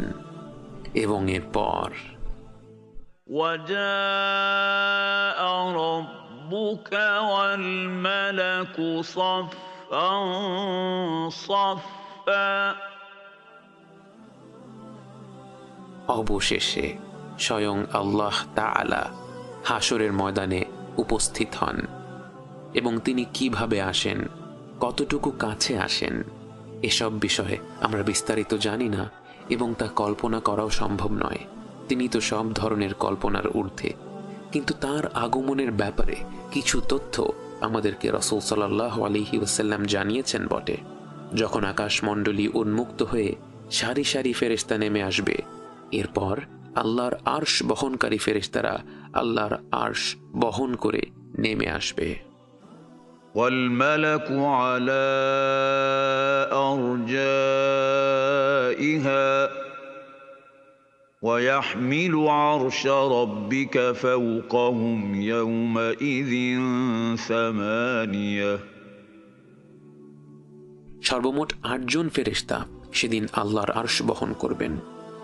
প্রথমে সংখ্যাটাকে অল্প মনে হতে পারে, কোটি কোটি ফেরেশতার ভিড়ে আল্লাহর আরশ মাত্র ৮ জন ফেরেশতা বহন করবে, কিন্তু বাস্তবে এই ফেরেশতারা অন্যদের মতো নয়। রাসূল সাল্লাল্লাহু আলাইহি ওয়াসাল্লাম তাদের বর্ণনা করে বলেন, আল্লাহর আরশ বহনকারী একজন ফেরেশতার পা হচ্ছে ৭ম জমিনে এবং তার মাথা হচ্ছে ৭ম আসমানে। তার কানের লতি থেকে কাঁধের দূরত্ব পাড়ি দিতে একটি পাখিকে ৭০০ বছর ভ্রমণ করতে হবে। এমন একজন ফেরেশতা কল্পনা করাও আমাদের জন্য কঠিন। আমাদের আকাশের গ্রহ নক্ষত্রদের একত্র করলেও হয়তো এমন একজন ফেরেশতার সমান হবে না। এবার ভেবে দেখুন, এমন প্রকাণ্ড আকারের ৮ জন ফেরেশতা আল্লাহ রাব্বুল আলামিনের আরশ বহন করে হাসরের ময়দানে পৌঁছবেন, এবং আল্লাহর আগমনের পর শুরু হবে হিসাব নেয়ার পর্ব। কিয়ামতের দিন হিসাব হবে ৩ ধরনের। প্রথম দলকে কোনো হিসাব, কোনো আযাব ছাড়াই সরাসরি জান্নাতে প্রবেশ করানো হবে। বুখারীর হাদিসে বর্ণিত আছে, রাসূল সাল্লাল্লাহু আলাইহি ওয়াসাল্লাম বলেন, তার উম্মত থেকে ৭০,০০০ মানুষ কোনো প্রকার হিসাব ছাড়াই জান্নাতে প্রবেশ করবে এবং তাদের মুখমণ্ডল চাঁদের মতো উজ্জ্বল হয়ে থাকবে। যদিও ৭০,০০০ শুনলে খুব বেশি মনে হয় না, কিন্তু সকল মুমিন ব্যক্তিদের জন্য সুখবর রয়েছে। তিরমিজি ও ইবন মাজাহ কিতাবের হাদিসে বর্ণিত আছে, রাসূল সাল্লাল্লাহু আলাইহি ওয়াসাল্লাম আরো বলেন, আমার রব আমাকে প্রতিশ্রুতি দিয়েছেন, আমার উম্মত থেকে ৭০,০০০ বান্দা সরাসরি জান্নাতে প্রবেশ করবে কোনো প্রকার হিসাব বা আযাব ছাড়া, এবং তাদের মধ্যে প্রতি ১,০০০ বান্দার সাথে আরো ৭০,০০০ মানুষ যোগ হবে। অর্থাৎ সব মিলিয়ে ৪৯ লক্ষ মুমিন বান্দা সরাসরি জান্নাতে প্রবেশ করবে কোনো প্রকার হিসাব ছাড়া। এবং শুধু তাই নয়, ওই হাদিসে রাসূল সাল্লাল্লাহু আলাইহি ওয়াসাল্লাম আরও বলেন, এরপর আল্লাহ তাআলা 3 বার তার নিজ হাতের মুঠো ভরে তার বান্দাদের কোনো হিসাব ছাড়া সরাসরি জান্নাতে প্রবেশ করাবেন। যে রবের আরশ এই পুরো মহাবিশ্ব থেকে অসংখ্য গুণে বড়, সে রবের হাত ভরপুর হলে কত অগণিত মুমিন বান্দা সেদিন সরাসরি জান্নাতে প্রবেশ করবে তা আমাদের কল্পনার বাইরে। আমরা শুধু এই আশাই করি যে আমরা প্রত্যেকে যেন সে দলের মধ্যেই অন্তর্ভুক্ত হই। পরম করুণাময় আল্লাহ যেন আমাদের উপর দয়া করেন, আমাদের কোনো প্রকার হিসাব না নেন। আমার ভাই এবং বোনেরা, এই বিষয়ে আপনাদের কাছে বিশেষভাবে জোর দিতে চাই। সেদিন লক্ষ লক্ষ, হয়তো কোটি কোটি মুমিন বান্দা কোনো প্রকার হিসাব ছাড়া সরাসরি জান্নাতে প্রবেশ করবে। এই বান্দাদের মধ্যে হয়তো অনেক ব্যভিচারী, অনেক সুদখোর, অনেক জালিম ব্যক্তিও থাকবে যারা তাদের ভুল বুঝতে পেরে আল্লাহর কাছে ফিরে এসেছিল কালবান সালিম বা বিশুদ্ধ অন্তর নিয়ে। আমাদের প্রত্যেকের পাপের সংখ্যা অজস্র এবং প্রত্যেকটি পাপ গুরুতর, কিন্তু আমরা যেন সেই পাপগুলোর কারণে আল্লাহর কাছ থেকে চাইতে লজ্জা না পাই। কারণ আল্লাহর কাছ থেকে চাইতে লজ্জা করা মানে তার ক্ষমাকে ছোট করে দেখা, তার রহমতকে ছোট করে দেখা। আমরা যেন সেদিন এ কারণে এই শ্রেষ্ঠ দলের অন্তর্ভুক্ত হওয়া থেকে বঞ্চিত না হই যে আমরা আল্লাহর ক্ষমার উপর হতাশ হয়ে সরাসরি জান্নাত লাভের জন্য দোয়াই করিনি। আমরা যেন প্রত্যেকে আল্লাহর কাছে শ্রেষ্ঠ এই দলটির অংশ হওয়ার জন্য দোয়া করি। আমি চোখের জিনা করে থাকলেও, আমি সুদের চাকরি করে থাকলেও, আমি মদ্যপান করে থাকলেও, হয়তো এই দোয়ার কারণেই আমি শীঘ্রই এই পাপগুলো থেকে ফিরে আসতে পারবো এবং সেদিন কোনো প্রকার হিসাব, কোনো প্রকার আদাব ছাড়া জান্নাতে প্রবেশ করতে পারবো। আল্লাহ সুবহানাহু ওয়া তাআলা আমাদের সবাইকে সে দলের অন্তর্ভুক্ত করুন, আমিন। সর্বোত্তম এই পরিণতির পর রয়েছে দুটি দল। এক দল লোকের জন্য রয়েছে হিসাবুন ইয়াসীর, فسوف يحاسب حسابا يسيرا। তাদের জন্য রয়েছে সহজ হিসাব, এবং এটাও হবে মুমিন বান্দাদের জন্য। কিন্তু সেই বান্দারা যারা হিসাব ছাড়া জান্নাতে প্রবেশ করার দলের মধ্যে ছিল না, এই দলের বান্দাকে আল্লাহ তার জ্ঞান, তার নিয়ামত এবং তার কাজ সম্পর্কে জিজ্ঞেস করবেন এবং সে সেগুলো কিভাবে কাজে লাগিয়েছিল তা জানতে চাইবেন। সে তখন বিভিন্ন ধরনের ভালো কাজের কথা উল্লেখ করতে পারবে এবং সে যত ভালো কাজের কথা উল্লেখ করতে থাকে সেই প্রশ্নোত্তর পর্ব তার জন্য তত সহজ হতে থাকে এবং সেই মুহূর্তেই আল্লাহর রহমত তার উপর বর্ষিত হতে থাকে। এবং এরপর আল্লাহ তাকে আলাদা করে নেবেন এবং তাকে তার পাপগুলো দেখাবেন, এবং তার পাপগুলো দেখার পরে সে আল্লাহর সামনে অত্যন্ত লজ্জিত বোধ করবে, তীব্র অনুশোচনা বোধ করবে। কিন্তু এরপর আল্লাহ তার পাপগুলো ক্ষমা করে দিবেন এবং সেই পাপগুলো সম্পর্কে আর কেউ জানবে না। এবং বলে রাখা ভালো, এ কারণেই উলামারা পরামর্শ দেন, কেউ গোপনে কোনো পাপ কাজ করে থাকলে সে যেন সেটা প্রকাশ্যে বলে না বেড়ায়, বরং তার পাপের জন্য গোপনেই আল্লাহর কাছে ক্ষমা চাইতে থাকে এবং ইনশাআল্লাহ কিয়ামতের দিনেও আল্লাহ গোপনেই তার পাপগুলো ক্ষমা করে দিবেন। কিন্তু সে যদি তার পাপগুলো প্রকাশ্যে নিয়ে আসে তাহলে আল্লাহ তাআলা অত্যন্ত রেগে যান এবং তা তার জন্য খারাপ পরিণতি বয়ে নিয়ে আসবে।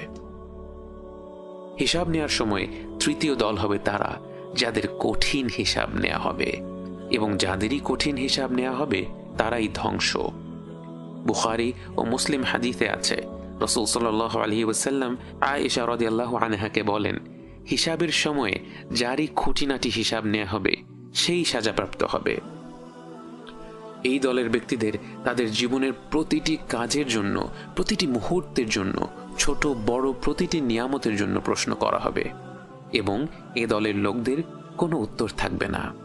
ভেবে দেখুন, আমাদের যদি শুধু গত এক সপ্তাহের কর্মকাণ্ডের জন্য প্রতিটি সেকেন্ড আমরা কিভাবে ব্যয় করেছি, প্রতিটি পয়সা আমরা কিভাবে আয় করেছি এবং তা কিসের পেছনে খরচ করেছি, প্রতিটি নিয়ামত পাওয়ার পর আমরা তা কিভাবে ব্যবহার করেছি এ নিয়ে প্রশ্ন করা হয়, হয়তো এই এক সপ্তাহের হিসাবেই আমাদের পরিণতি ভয়ঙ্কর হয়ে যাবে। ভেবে দেখুন, যে ব্যক্তিকে তার বালেগ হওয়ার পর থেকে মৃত্যু পর্যন্ত প্রতিটি মুহূর্তের জন্য জবাবদিহিতা করতে হবে, তার পরিস্থিতি কতটা ভয়াবহ হবে। তাই আমরা প্রতিনিয়ত আল্লাহর কাছে দোয়া করি, আমাদের যা প্রাপ্য তিনি যেন আমাদের তা না দেন। আমাদের যা প্রাপ্য তা পেলে তো আমরা ধ্বংস হয়ে যাব, বরং তিনি যেন আমাদের প্রতি বিশেষ রহমত প্রদর্শন করেন, যা ছাড়া হিসাব নেওয়া হয়ে গেছে। জান্নাত লাভ করতে একদল পারবো না। মানুষ হিসাব ছাড়া জান্নাতে প্রবেশ করার অনুমতি পেয়ে গেছে, আরেক দল মানুষের নেওয়া হয়েছে সহজ হিসাব, এবং তৃতীয় দলের মানুষদের কড়ায় গণ্ডায় হিসাব নেওয়া হয়েছে। একদল লোক তাদের আমল নামাগুলো পেল ডান হাতে, আরেক দল পেল বাঁ হাতে। فأما من أوتي كتابه بيمينه فسوف يحاسب حسابا يسيرا وينقلب إلى أهله مسرورا وأما من أوتي كتابه وراء ظهره فسوف يدعو ثبورا ويصلى سعيرا। হিসাবের মাধ্যমে প্রত্যেক ব্যক্তি দুনিয়ার জীবনে কি কি কাজ করেছিল তা জানতে পারে, কিন্তু কোন কাজের পরিণাম কি তা এখনো জানা যায়নি। সেটা জানার জন্যই এরপর সবার সামনে নিয়ে আসা হবে আল মিজান। ونضع الموازين القسط ليوم القيامة فلا تظلم نفس شيئا وإن كان مثقال حبة من خردل أتينا بها وكفى بنا حاسبين। মিজানের সহজ বাংলা হলো দাঁড়িপাল্লা। দাঁড়িপাল্লা কি তা আমরা সবাই জানি। এর দুই দিকে দুটো পাল্লা থাকে যা দিয়ে আমরা ওজন মেপে থাকি। কিয়ামতের দিবসের মিজানও এই কাজটিই করবে, কিন্তু বলাই বাহুল্য সেই মিজান কল্পনা করা আমাদের জন্য সম্ভব না। রাসূল সাল্লাল্লাহু আলাইহি ওয়াসাল্লাম বলেন, কিয়ামতের দিন মিজান আনা হবে, সেখানে যদি গোটা আসমান আর জমিনকেও ওজন করা হয় তা করা যাবে। অতএব আমরা এই মিজান কল্পনা করতে পারি না। শুধু এতটুকুই জানি এখানে ছোট বড় সব ধরনের আমলকেই ওজন করা হবে। যে সকল আমল ইখলাসের সাথে শুধুমাত্র আল্লাহকে খুশি করার উদ্দেশ্যে তার প্রেরিত রাসূল সাল্লাল্লাহু আলাইহি ওয়াসাল্লামের নির্দেশনা মোতাবেক করা হয়েছিল, সে সকল আমল ক্ষুদ্র হলেও মিজানে তাদের ভার হবে অনেক।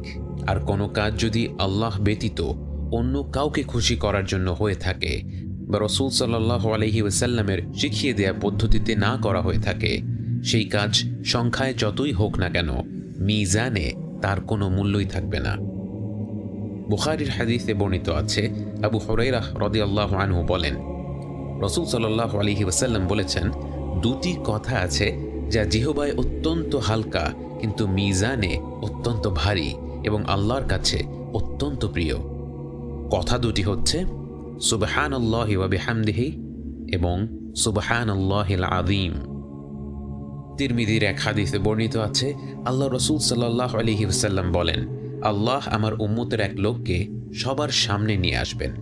তার পাপের ৯৯টি আমল নামা বিছিয়ে দেয়া হবে, যার প্রত্যেকটি যত দূর চোখ যায় তত দূর পর্যন্ত ছড়িয়ে থাকবে। আল্লাহ বলবেন, তুমি কি এর কোনো কিছুকে অস্বীকার করো? আমার আমল সংরক্ষক ফেরেশতা কি তোমার প্রতি কোনো অন্যায় করেছে? লোকটি বলবে, না হে আমার প্রতিপালক। আল্লাহ বলবেন, তোমার কি পেশ করার মতো কোনো অজুহাত বা কোনো নেকি আছে? লোকটি হতবাক হয়ে বলবে, না হে আমার প্রতিপালক। আল্লাহ বলবেন, অবশ্যই আমাদের কাছে তোমার একটি নেকি আছে, আজ তোমার প্রতি কোনো অবিচার করা হবে না। এরপর এক টুকরো কাগজ বের করা হবে, যাতে লেখা থাকবে, আশহাদু আল্লা ইলাহা ইল্লাল্লাহু ওয়া আশহাদু আন্না মুহাম্মাদান আবদুহু ওয়া রাসূলুহু সাল্লাল্লাহু আলাইহি ওয়াসাল্লাম। আল্লাহ মিজান আনতে আদেশ করবেন। লোকটি বলবে, হে আমার প্রতিপালক, এতগুলি বড় বড় আমলনামার কাছে এই ছোট্ট কাগজের ওজন আর কি হবে? আল্লাহ বলবেন, তোমার প্রতি অবিচার করা হবে না। অতঃপর আমল নামাগুলোকে দাড়ির এক পাল্লায় এবং ওই ছোট্ট কাগজটিকে অন্য পাল্লায় চড়ানো হবে।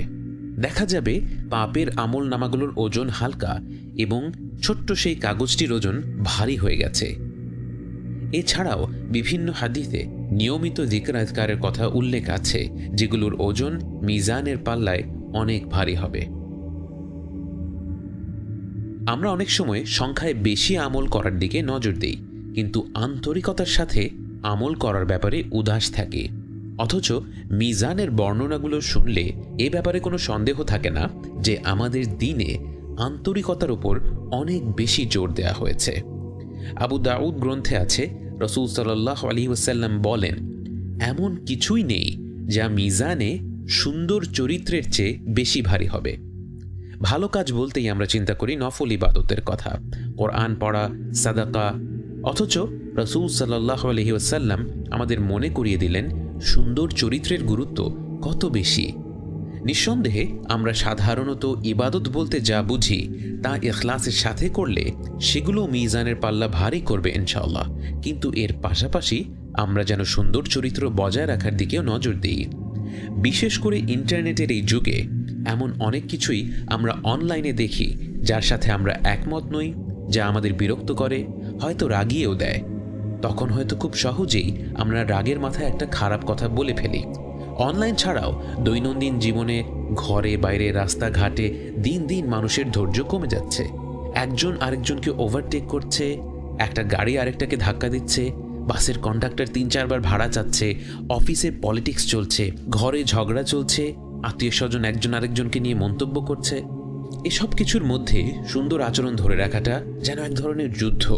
তাই আমরা যেন মনে রাখি এই যুদ্ধে বিজয়ী হওয়ার পুরস্কার কিন্তু অনেক বড়। আমাদের মনে হতে পারে রাত জেগে তাহাজ্জুদ পড়া বা নফল রোজা রাখা বা বেশি বেশি সাদাকা করাকে উল্লেখ না করে রাসূল সাল্লাল্লাহু আলাইহি ওয়াসাল্লাম সুন্দর আচরণকেই কেন এত গুরুত্ব দিলেন?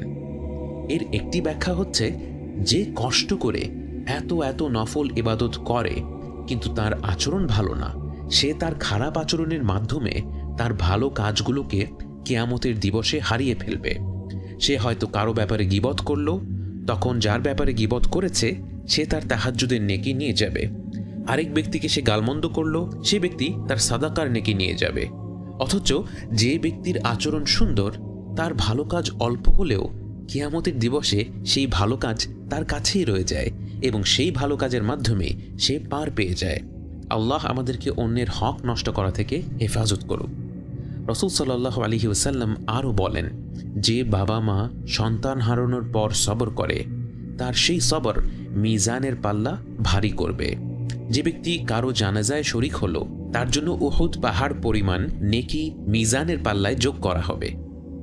যারা নিয়মিত কোরআন পড়েছে তাদের জন্য স্বয়ং কোরআন এসে শাফাআত করবে এবং কোরআন পাঠ করার সময় প্রতিটি উচ্চারিত অক্ষরের জন্য 10টি করে নেকি জমা হবে।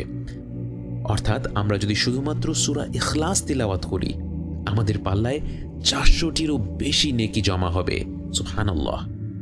তাই আমাদের প্রত্যেকের উচিত প্রতিদিন কোরআন পাঠ করা, একটি লাইন হলেও পাঠ করা, কিন্তু প্রতিদিন করা।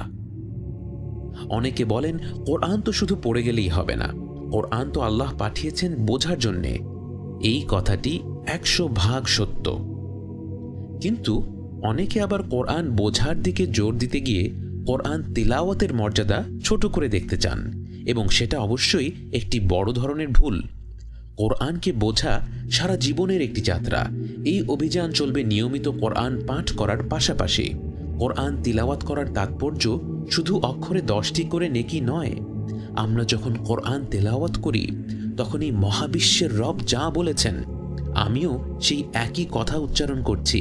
এটা কি শিহরিত হওয়ার মতো বিষয় না?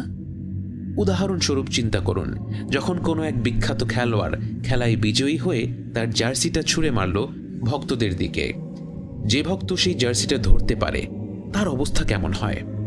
সে হয়তো কান্নায় ভেঙে পড়ে, সে হয়তো সেই জার্সিটি সারা জীবন তার রুমে টাঙিয়ে রাখবে। যে সে খেলাটা দেখে না, যে সে খেলাটা বোঝে না, সে ব্যক্তি হয়তো অবাক হবে, ভাববে আরেকজন মানুষের গেঞ্জি পেয়ে একজন মানুষ এত খুশি হচ্ছে কেন?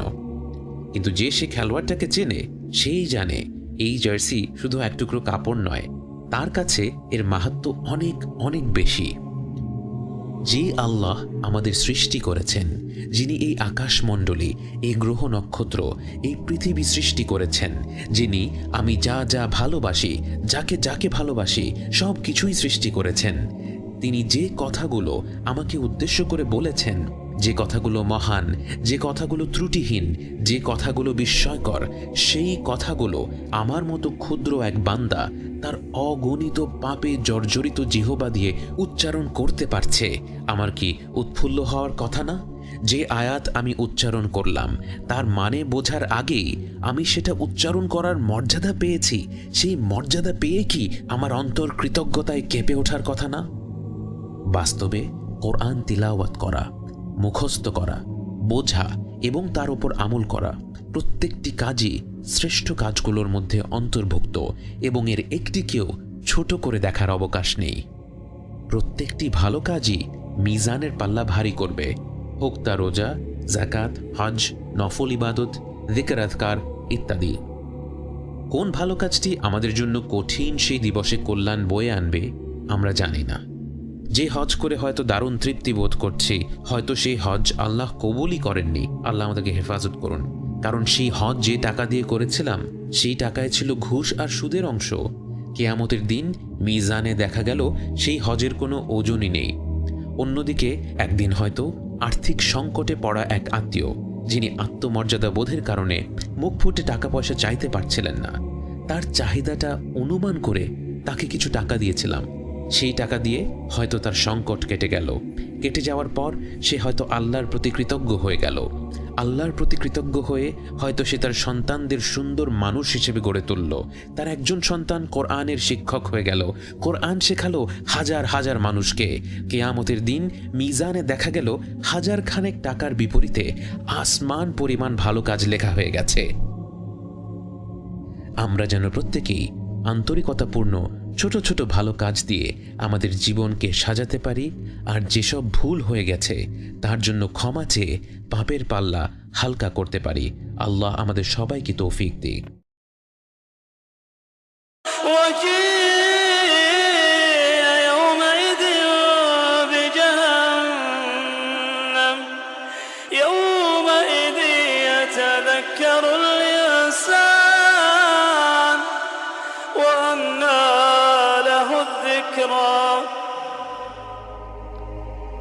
মিজানের পাল্লায় আমলের ওজন নেয়ার পর জাহান্নামকে সামনে আনা হবে।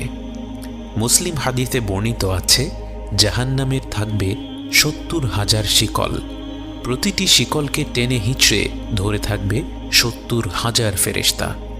কিন্তু জাহান্নাম সেদিন এতটা ক্ষুব্ধ থাকবে যে এই শত শত কোটি ফেরেশতা মিলেও তাকে সামলাতে হিমশিম খাবে। এরপর মানুষকে দলে দলে ভাগ করা হবে। যারা উম্মতে মুহাম্মদ সাল্লাল্লাহু আলাইহি ওয়াসাল্লাম তারা এক দলে থাকবে, যারা উম্মতে ঈসা আলাইহিস সালাম তারা আরেক দলে থাকবে। তেমনিভাবে যারা শিরক করেছে তারাও বিভিন্ন দলে দলে বিভক্ত হয়ে যাবে। احشروا الذين ظلموا وأزواجهم وما كانوا يعبدون من دون الله فاهدوهم إلى صراط الجحيم। মুশরিকদের দলগুলোকে সরাসরি জাহান্নামে ফেলে দেওয়া হবে। আল্লাহ যেন আমাদের প্রকাশ্য এবং গোপন শিরক থেকে হেফাজত করেন। এরপর রয়ে যাবে তাওহীদের মানুষেরা, যারা আল্লাহর সাথে কাউকে শরীক করেনি, কিন্তু এর মধ্যেও রয়েছে ভালো এবং খারাপ। ভালোর মধ্যে থাকবে প্রকৃত মুমিন ব্যক্তিরা, যারা হিসাব ছাড়া জান্নাতে প্রবেশ করবে এবং যাদের হিসাব নেয়ার পর তাদের ভালো কাজের পাল্লা ভারী হয়েছে।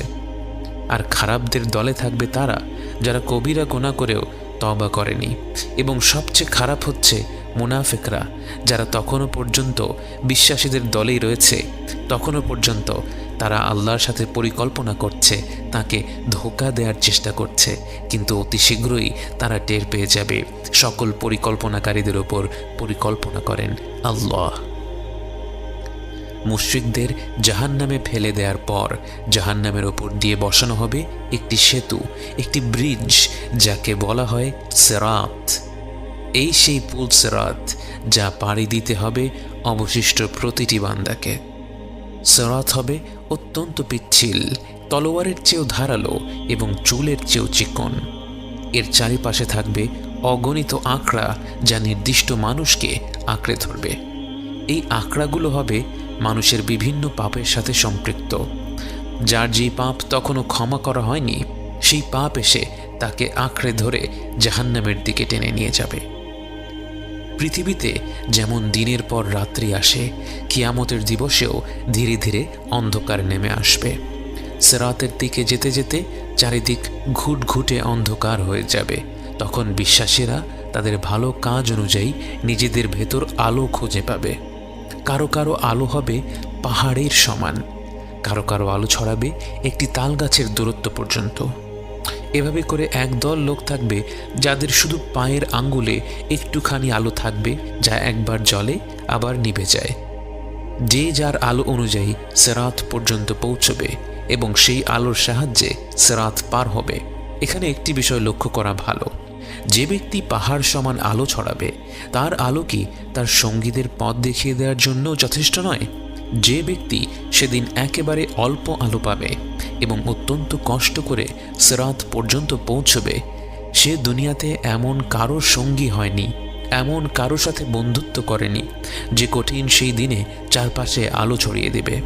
তাই আমাদের দিনে ভালো মানুষের সাথে বন্ধুত্ব স্থাপন করার ব্যাপারে বিশেষ জোর দেওয়া হয়েছে। প্রতিটি মানুষ তার আলো অনুযায়ী সিরাতের দিকে আগাচ্ছে, কিন্তু একদল মানুষ দেখলো তাদের তো কোনো আলোই নেই, তাদের চারপাশে ঘন অন্ধকার। ওই দূরে তারা দেখতে পায় কিছু মানুষ তাদের নিজেদের আলো নিয়ে ছুটে চলছে সিরাতের পানে, কিন্তু এত অন্ধকার পাড়ি দিয়ে তাদের পক্ষে ওই মুমিনদের পিছু নেওয়া সম্ভব হয় না। এরাই হচ্ছে মুনাফিক, যারা এতক্ষণ পর্যন্ত বিশ্বাসীদের সাথেই ছিল, যারা ভেবেছিল তারা আল্লাহকে ধোঁকা দিতে পেরেছে। অবশেষে আল্লাহ তাদের পাকড়াও করেন। يوم ترى المؤمنين والمؤمنات يسعى نورهم بين أيديهم وبأيمانهم بشراكم اليوم جنات تجري من تحتها الأنهار خالدين فيها ذلك هو الفوز العظيم يوم يقول المنافقون والمنافقات للذين آمنوا انظرونا نقتبس من نوركم قيل ارجعوا وراءكم قيل ارجعوا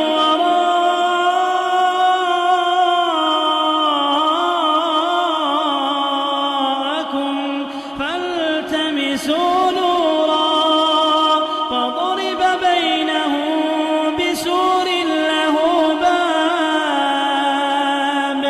باطنه فيه الرحمة وظاهره من قبله العذاب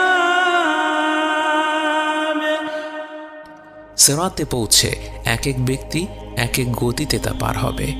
কেউ কেউ পার হয়ে যাবে চোখের পলকে, কেউ কেউ বজ্র গতিতে, কেউ কেউ ঝড়ো হাওয়ার গতিতে, কেউ কেউ দ্রুত ঘোড়া বা উটের গতিতে। কারো গায়ে সেই আঁকড়াগুলোর আঁচড় লাগবে, আবার কেউ কেউ পার হয়ে যাবে সম্পূর্ণ নিরাপদে। সিরাত পার হয়ে যাওয়া শেষ মানুষটি পার হবে টেনে হিচড়ে, অত্যন্ত কষ্ট করে। আল্লাহ যেন আমাদের সকলকে নিরাপদে সিরাত পার হওয়ার তৌফিক দান করেন। সিরাত পার হয়ে আপনি দাঁড়িয়ে আছেন বিশ্বাসীদের সাথে, জান্নাতের দ্বার প্রান্তে এসে ফিরে দেখছেন আপনার যাত্রা। যেই মৃত্যুকে একসময় মনে হতো জীবনের শেষ, সেই মৃত্যুই এখন মনে হচ্ছে এক দীর্ঘ যাত্রার প্রথম অধ্যায় মাত্র। মৃত্যুর ঘাটি পার হয়ে, কবরের জীবন পার হয়ে, পুনরুজ্জীবিত হয়ে হাসরের ময়দানে দাঁড়িয়ে থেকে, হিসাবের পর্ব পার করে, মিজানের অধ্যায় পার করে, পুল সিরাত পার করে আজ আপনি এখানে। দুনিয়ার জীবনকে তখন মনে হচ্ছে কত ক্ষুদ্র, কত নগণ্য, কিন্তু এই শেষ প্রান্তে এসেও দুনিয়ার জীবন আপনার পিছু ছাড়ল না। জান্নাতের দ্বার প্রান্তে এসেও এখনো একটি ধাপ বাকি রয়ে গেল। সিরাত পার হয়ে আসা প্রত্যেক বিশ্বাসী ব্যক্তি জড়ো হলো একটি প্রান্তরে।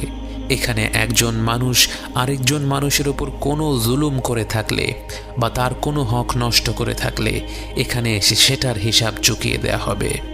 যে ব্যক্তি আরেকজন বান্দার হক নষ্ট করেছে তার আমলনামা থেকে ভালো কাজ নিয়ে অপর ব্যক্তির আমলনামায় দিয়ে দেয়া হবে। হয়তো এ কারণেই গীবত আমাদের দিনে এত ভয়ঙ্কর একটি পাপ।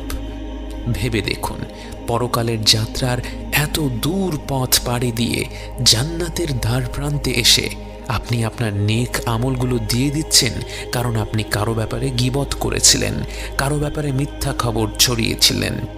আল্লাহ না করুক যদি সেই গীবতের পরিমাণ, যদি সেই হক নষ্ট করার পরিমাণ এত বেশি হয় যে তা আপনার নেক আমলগুলোকে ছাড়িয়ে যায়, তাহলে জান্নাতের দ্বার প্রান্ত থেকে সিরাত পার হয়ে যাওয়া সত্ত্বেও আপনাকে ফেরত পাঠিয়ে দেয়া হবে এবং সিরাতের ওপারে রয়েছে শুধুই আযাব।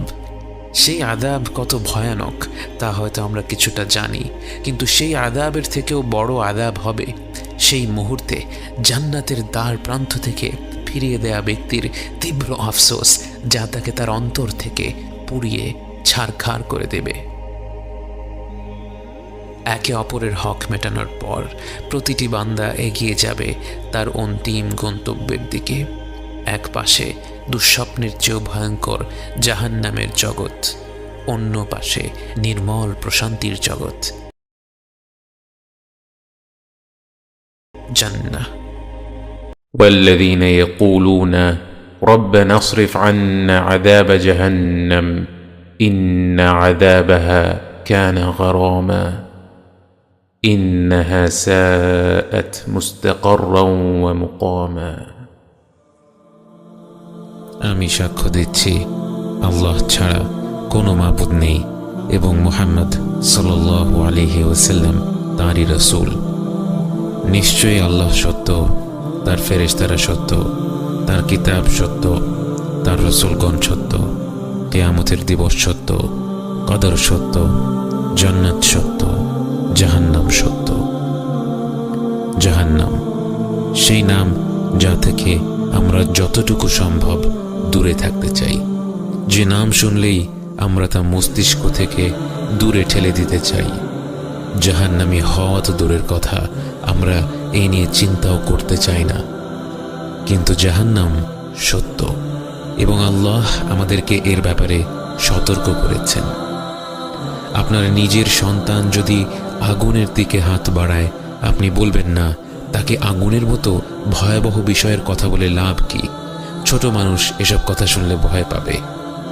আপনি জানেন সে আগুনে হাত দিলে তার হাতটা পুড়ে যাবে, তাই আপনি তার প্রতি ভালোবাসার কারণেই তাকে আগুনের ব্যাপারে সতর্ক করে দেবেন। পবিত্র কোরআনে যে বিষয়গুলো বারবার এসেছে তার মধ্যে একটি হলো জাহান্নামের ব্যাপারে সতর্কতা, কারণ আল্লাহ জানেন এই বিষয়ে মানুষ অনেক বেশি খামখেয়ালি। আল্লাহর রহমত অসীম এ কথা ভেবে অগণিত বান্দা জাহান্নামকে ভুলে সেই ভয়ঙ্কর পরিণতির দিকে নিজেদের ঠেলে দেবে। আল্লাহ জাহান্নামকে সৃষ্টি করেছেন অবিশ্বাসী মুনাফিক বান্দাদের জন্য এবং এমন সব বিশ্বাসীদের জন্য যারা অনেক বেশি পাপ অর্জন করেছে। জাহান্নামের আছে এক অতোষণীয় ক্ষুধা। সূরা কফে আল্লাহ সুবহানাহু ওয়া তাআলা বলেন, একদিন আল্লাহ জাহান্নামকে জিজ্ঞেস করবেন, তোমার পেট কি ভরেছে? জাহান্নাম বলবে, হাল মিন মাজিদ, আরো কিছু আছে কি? রাসূল সাল্লাল্লাহু আলাইহি ওয়াসাল্লাম বলেন, জাহান্নামের প্রান্ত থেকে এর ভেতর একটি পাথর ফেলে দিলে সেই পাথর 70 বছর ধরে পড়তে থাকলেও এর তলায় পৌঁছবে না। জাহান্নামের আছে অনেকগুলো স্তর, যে যত নিচের স্তরে থাকবে তার শাস্তি তত বেশি কঠিন। সহিহ মুসলিমের হাদিসে এসেছে, রাসূল সাল্লাল্লাহু আলাইহি ওয়াসাল্লাম বলেন, তার চাচা আবু তালেব জাহান্নামের বাসিন্দাদের মধ্যে সবচেয়ে হালকা শাস্তি পাবেন। এই হালকা শাস্তি হলো তাকে আগুনের এক জোড়া জুতো পরিয়ে দেয়া হবে, যার তাপের কারণে তার মস্তিষ্ক ফুটতে থাকবে। আল্লাহ যেন আমাদেরকে জাহান্নাম থেকে রেহাই দেন। আল্লাহ যেন আমাদের পরিবার পরিজনদেরকে জাহান্নাম থেকে রেহাই দেন। জাহান্নামের সবচেয়ে নিম্ন স্তরের জায়গা হবে মুনাফিকদের, এবং তারা ভোগ করবে সবচেয়ে ভয়াবহ শাস্তিগুলো। জাহান্নামের বাতাস হবে সামুম, যা হবে অত্যন্ত শুষ্ক ও উত্তপ্ত, এবং জাহান্নামের পানি হবে হামিম, যা হবে ফুটন্ত পানির মতো গরম। সেখানে ছায়া থাকবে শুধুমাত্র একটি গভীর ধোঁয়ার ভেতরে, যেখানে শ্বাস প্রশ্বাস নেয়াই দুষ্কর। জাহান্নামের আগুনের তাপ হবে পৃথিবীর আগুনের চেয়ে 70 গুণ বেশি। যে পৃথিবীর আগুন এক মুহূর্তের জন্য আমাদের শরীর সইতে পারে না, আমরা কি করে জাহান্নামের আগুন সহ্য করার কথা ভাবতে পারি? জাহান্নামীদের উদ্দেশ্য করে আল্লাহ তাআলা বলেন, فذوقوا فلن نزيدكم إلا عذابا। জাহান্নামে প্রতিনিয়ত শাস্তি বাড়তে থাকবে। প্রতিদিন যে শাস্তি দেয়া হবে তা তার আগের দিনের চেয়ে বেশি হবে। অর্থাৎ এই শাস্তিতে কারো অভ্যস্ত হয়ে যাওয়ার সুযোগ নেই। একবার ভেবে দেখুন, এইভাবেই জাহান্নামের জীবন চলতে থাকবে 100 বছর নয়, 1000 বছর নয়, বরং অনন্তকালের জন্য। কোটি কোটি বছর পার হয়ে যাওয়ার পরেও শাস্তির পরিমাণ প্রতিনিয়ত বেড়েই চলছে। আল্লাহ যেন আমাদেরকে রেহাই দেন। এমন ভয়াবহ শাস্তির কথা ভাবলে আমাদের মনে প্রশ্ন আসতে পারে, মানুষ পাপ করেছে 70-80 বছর, তাহলে তার শাস্তি অনন্তকালের জন্য কেন? এর কারণ হচ্ছে তার জীবন শেষ হয়েছে আল্লাহর হুকুমে। তাকে যদি অনন্তকাল বেঁচে থাকার সুযোগ দেয়া হতো, সে অনন্তকাল আল্লাহর অমান্য করে যেত, সে অনন্তকাল অন্যের হক নষ্ট করে যেত, সে অনন্তকাল অবিচার করে যেত। তাই আল্লাহ সূরা নাবাতে বলেন, জাযাআউ ওয়িফাকা, এটাই উপযুক্ত প্রতিফল, এটাই উপযুক্ত শাস্তি। এই শাস্তির বর্ণনা শুনে মনে হতে পারে শাস্তিটা কি বড় বেশি কঠোর নয়? কিন্তু আল্লাহ হচ্ছেন আলিমুল হাকিম, তিনি সব জানেন, তিনি সবচেয়ে বিজ্ঞ। যে শাস্তির বর্ণনা করা হয়েছে জাহান্নামীদের জন্য, সেটাই উপযুক্ত শাস্তি। তাদের যদি এর চেয়ে অনুপরিমাণও কম শাস্তি প্রাপ্য হতো, আল্লাহ তাদেরকে ততটুকুই শাস্তি দিতেন। আল্লাহ যেন আমাদের সকল প্রকার শাস্তি থেকে বাঁচিয়ে রাখেন এবং আমাদেরকে হিসাব ছাড়া জান্নাতে প্রবেশ করার অনুমতি দেন। জাহান্নামের বাসিন্দাদের দেহ হবে আকারে অনেক বড়, তাদের চামড়ার পুরুতা হবে 42 যিরা, এবং 1 যিরা হচ্ছে প্রায় 3 ফিট, অর্থাৎ তাদের চামড়া হবে প্রায় 120 ফিট পুরু, এবং তাদের শরীরগুলো হবে উহুদ পাহাড়ের মতো প্রকাণ্ড। তাদেরকে এত বড় শরীর দেওয়ার কারণ হচ্ছে তারা যেন তাদের শাস্তিগুলো আরো প্রবলভাবে অনুভব করতে পারে। জাহান্নামীদের খাবার হবে দরিয়া, যা না ক্ষুধা মেটাবে না কোনো পুষ্টি দেবে। এছাড়া জাহান্নামীদের জন্য থাকবে যাকুম নামের এক গাছের ফল, যা খাওয়ার পর গলিত পিতলের মতো তাদের নাড়ি ভুঁড়ি পুড়িয়ে দেবে, এবং তাদের পানীয় হবে হামিম, যা হচ্ছে ফুটন্ত পানি, যা পান করার পর তাদের তৃষ্ণা কমবে না বরং বৃদ্ধি পাবে, এবং গসাক, যা হচ্ছে জাহান্নামীদের পোড়া মাংস থেকে বের হওয়া তরল বস্তু। আল্লাহ আমাদের উপর রহম করুন, আল্লাহ আমাদের জাহান্নাম থেকে রক্ষা করুন। যারা দুনিয়াতে মদ্য পান করেছে তাদেরকে জাহান্নামে পান করানো হবে তিনাতুল খাবাল, যা হচ্ছে জাহান্নামীদের গা থেকে বেরিয়ে আসা পুজ এবং ঘামের মিশ্রণ। আমাদের মধ্যে যারা মদ্য পান করেছি তারা যেন প্রত্যেকে তা থেকে তওবা করে ফিরে আসতে পারে। এসব খাদ্য এবং পানীয় বিদঘটে এতটা কষ্টদায়ক হওয়া সত্ত্বেও জাহান্নামীরা এগুলো খাবে এবং পান করবে। তাহলে ভেবে দেখুন তাদের অবস্থা কতটা ভয়াবহ হবে। জাহান্নামীদের কাপড় হবে আগুনের তৈরি এবং গলিত তামার তৈরি। মুসলিম শরীফে বর্ণিত হাদিসে এসেছে, আল্লাহ জাহান্নামের সবচেয়ে কম শাস্তি পাওয়া ব্যক্তিকে উদ্দেশ্য করে বলবেন, তোমার কাছে যদি গোটা পৃথিবীর সমান ধন সম্পদ থাকতো, তুমি কি জাহান্নাম থেকে রেহাই পাওয়ার জন্য তা দিয়ে দিতে? সে বলবে হ্যাঁ। আল্লাহ তখন তাকে বলবেন, আমি তো তোমার কাছ থেকে এর চেয়ে আরো অনেক অল্প কিছু চেয়েছিলাম। আজকে আমরা পৃথিবী ভর্তি সম্পদের জন্য নয়, বরং অল্প কিছু টাকা পয়সার জন্য আমাদের দিনকে ভুলে যাই। আল্লাহ যেন আমাদের হেফাজত করেন। যারাই এক আল্লাহকে বিশ্বাস করেছে, তার সাথে শিরক করেনি, তারা এক পর্যায়ে জাহান্নাম থেকে মুক্তি পাবে। প্রত্যেক ব্যক্তি যার পাপ ক্ষমা করে দেয়া হয়নি সেই পাপের জন্য সাজা পাবে।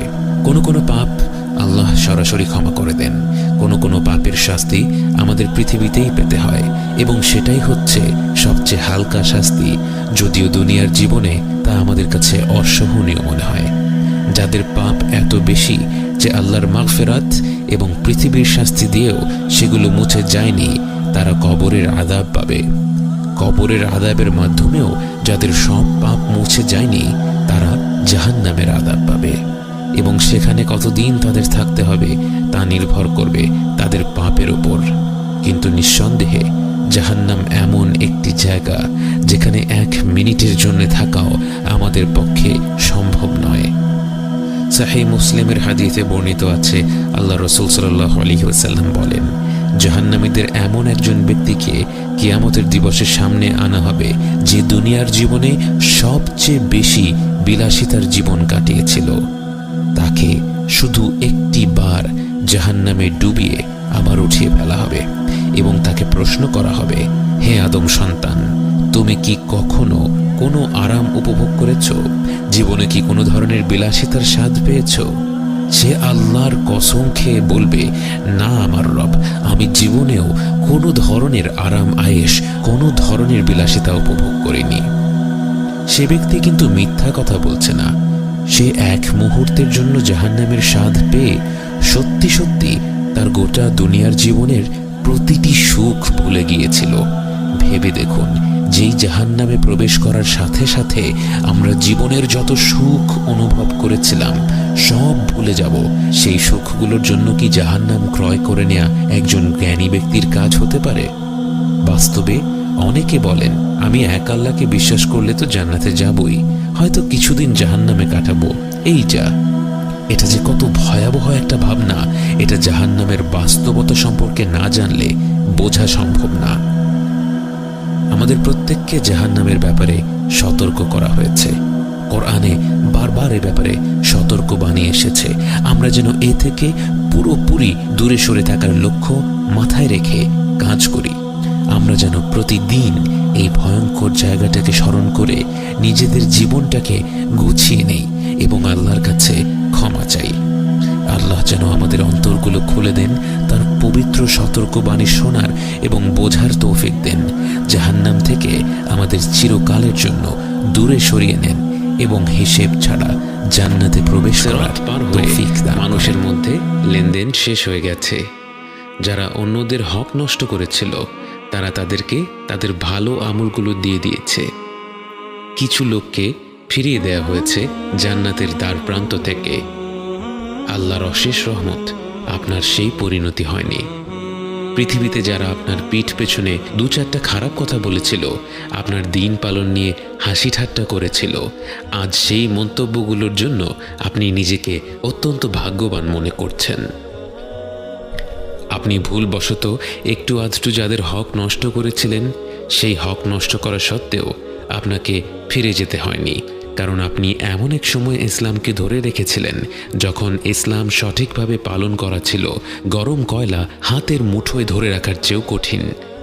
হাজারো মানুষের কটু কথা সহ্য করে সবরের সাথে দিন পালন করার পুরস্কার আজ আপনার সামনে।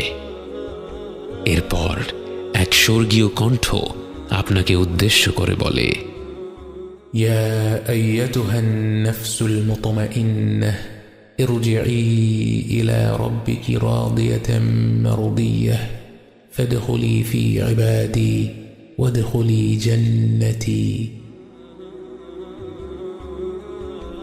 সময়ের শুরু থেকে শেষ পর্যন্ত প্রতিটি মুমিন ব্যক্তি জান্নাতের দরজার দিকে ছুটে চলছে। এর মধ্যে উম্মতে মুহাম্মদ সাল্লাল্লাহু আলাইহি ওয়াসাল্লাম কতজন? আপনার মনে পড়ে যায় বুখারীর সেই হাদিস যেখানে রাসূল সাল্লাল্লাহু আলাইহি ওয়াসাল্লাম তার উম্মতকে উদ্দেশ্য করে বলেছিলেন, আমি আশা করি তোমরাই হবে জান্নাতের অর্ধেক জনসংখ্যা। জান্নাতের রয়েছে 8টি দরজা।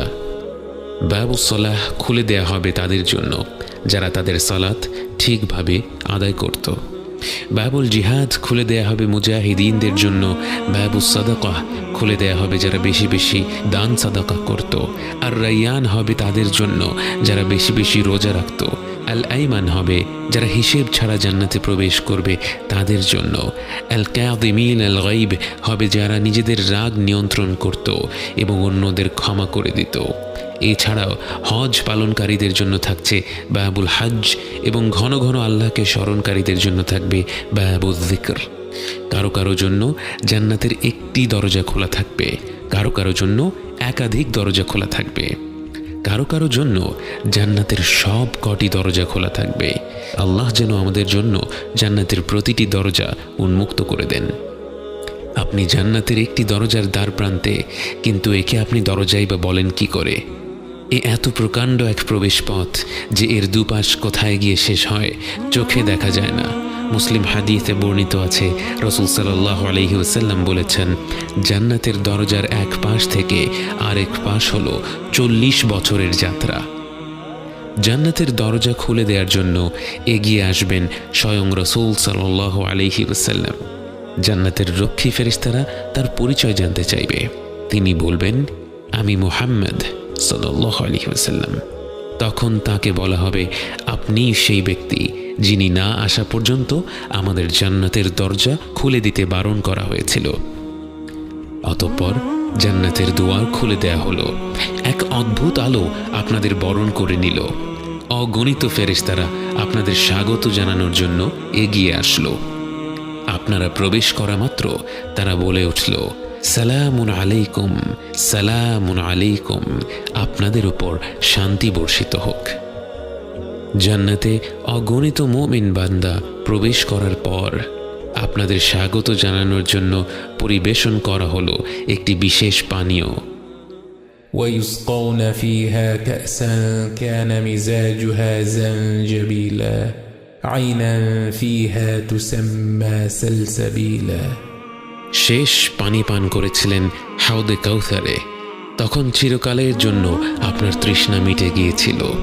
কোনো প্রকার তৃষ্ণা না থাকা সত্ত্বেও জান্নাতের এই পানীয় পান করে এতটা তৃপ্তি অনুভব করবেন তা আপনি কল্পনাও করেননি। সেই অনুভূতিটি প্রকাশ করা সম্ভব নয়।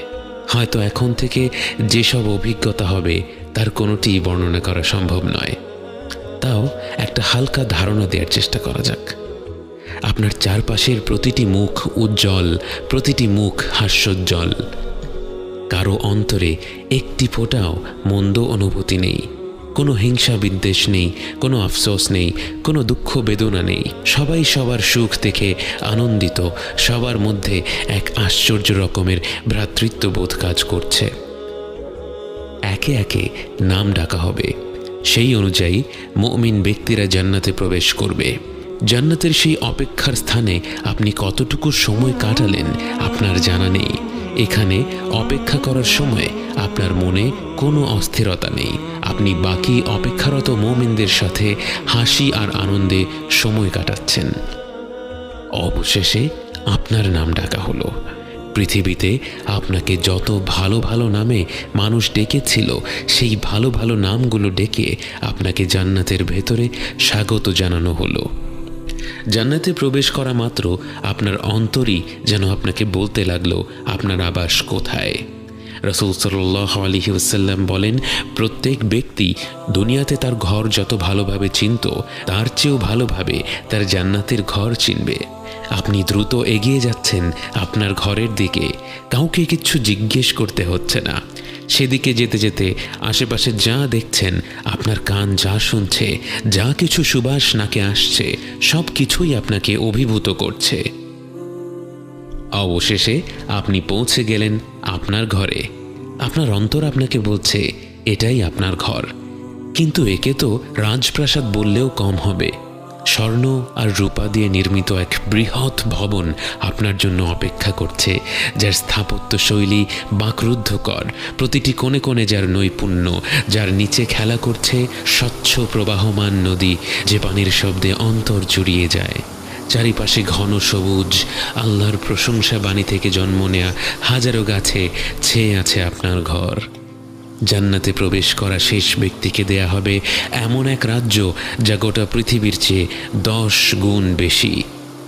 একবার চোখ বন্ধ করে কল্পনা করুন, একটি প্রাসাদ নয়, একটি শহর নয়, একটি দেশ নয়, একটি মহাদেশ নয়, গোটা পৃথিবীর সমান এক সাম্রাজ্য, এবং তার সাথে যোগ করা হলো আরও একটি পৃথিবী এবং আরও একটা, এবং এভাবে করে 10টি পৃথিবীর সমান আপনার রাজ্য। এবং তা হচ্ছে জান্নাতের সবচেয়ে ছোট পুরস্কার, এবং তা তো হচ্ছে পরিমাণের দিক থেকে। মানের দিক থেকে তাকে যা দেয়া হবে তা তো পৃথিবীর কোনো নিয়ামতের সাথেই তুলনা করা যায় না। আপনি আপনার ঘরের দিকে এগিয়ে যাচ্ছেন। আপনার এই রাজ্য পৃথিবীর কত গুণ বেশি বড় আপনার জানা নেই, কিন্তু যেদিকে দুচোখ যায় বিস্ময়কর সব দৃশ্য আপনার মন ভুলিয়ে দেয়।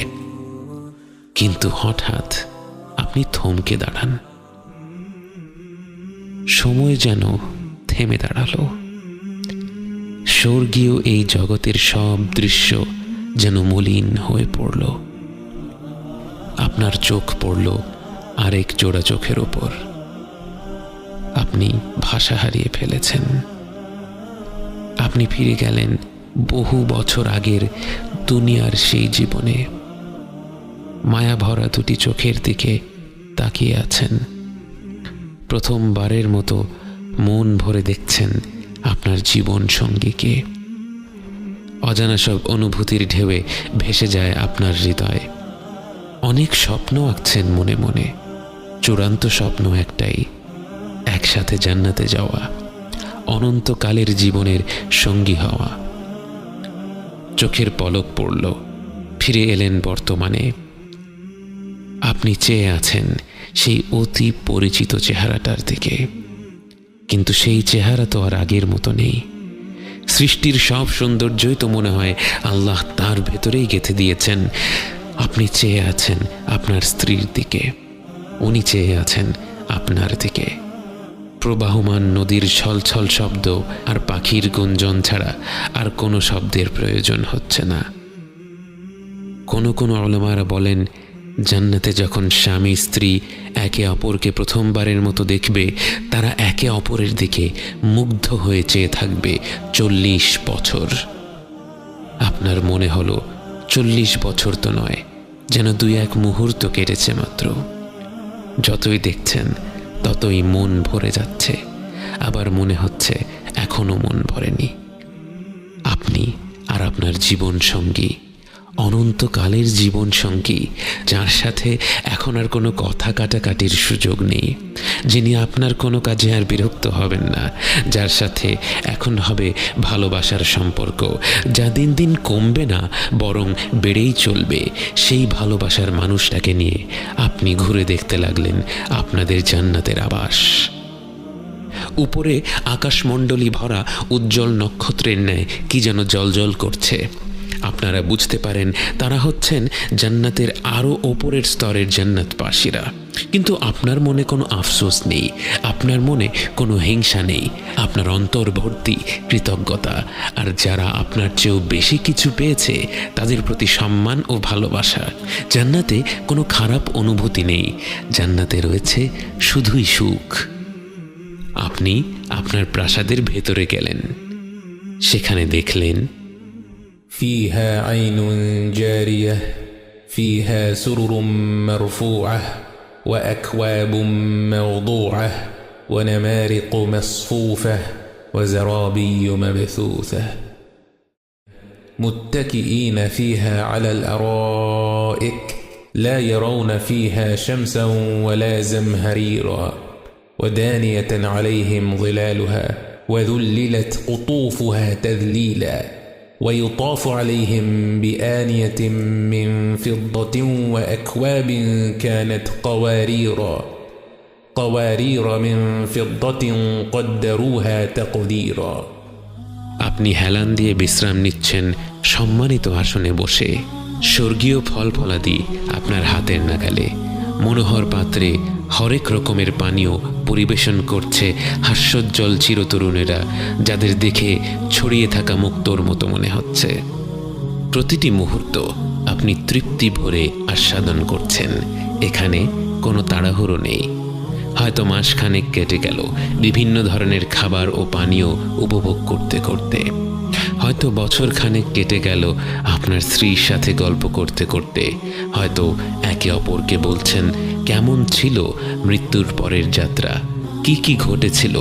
হয়তো ফিরে দেখছেন জীবনের সেই ক্ষুদ্র সময়টা যখন আপনারা একসাথে ছিলেন এবং আগ্রহ নিয়ে আলোচনা করছেন কেমন হবে আপনাদের অনন্তকালের যাত্রাটি।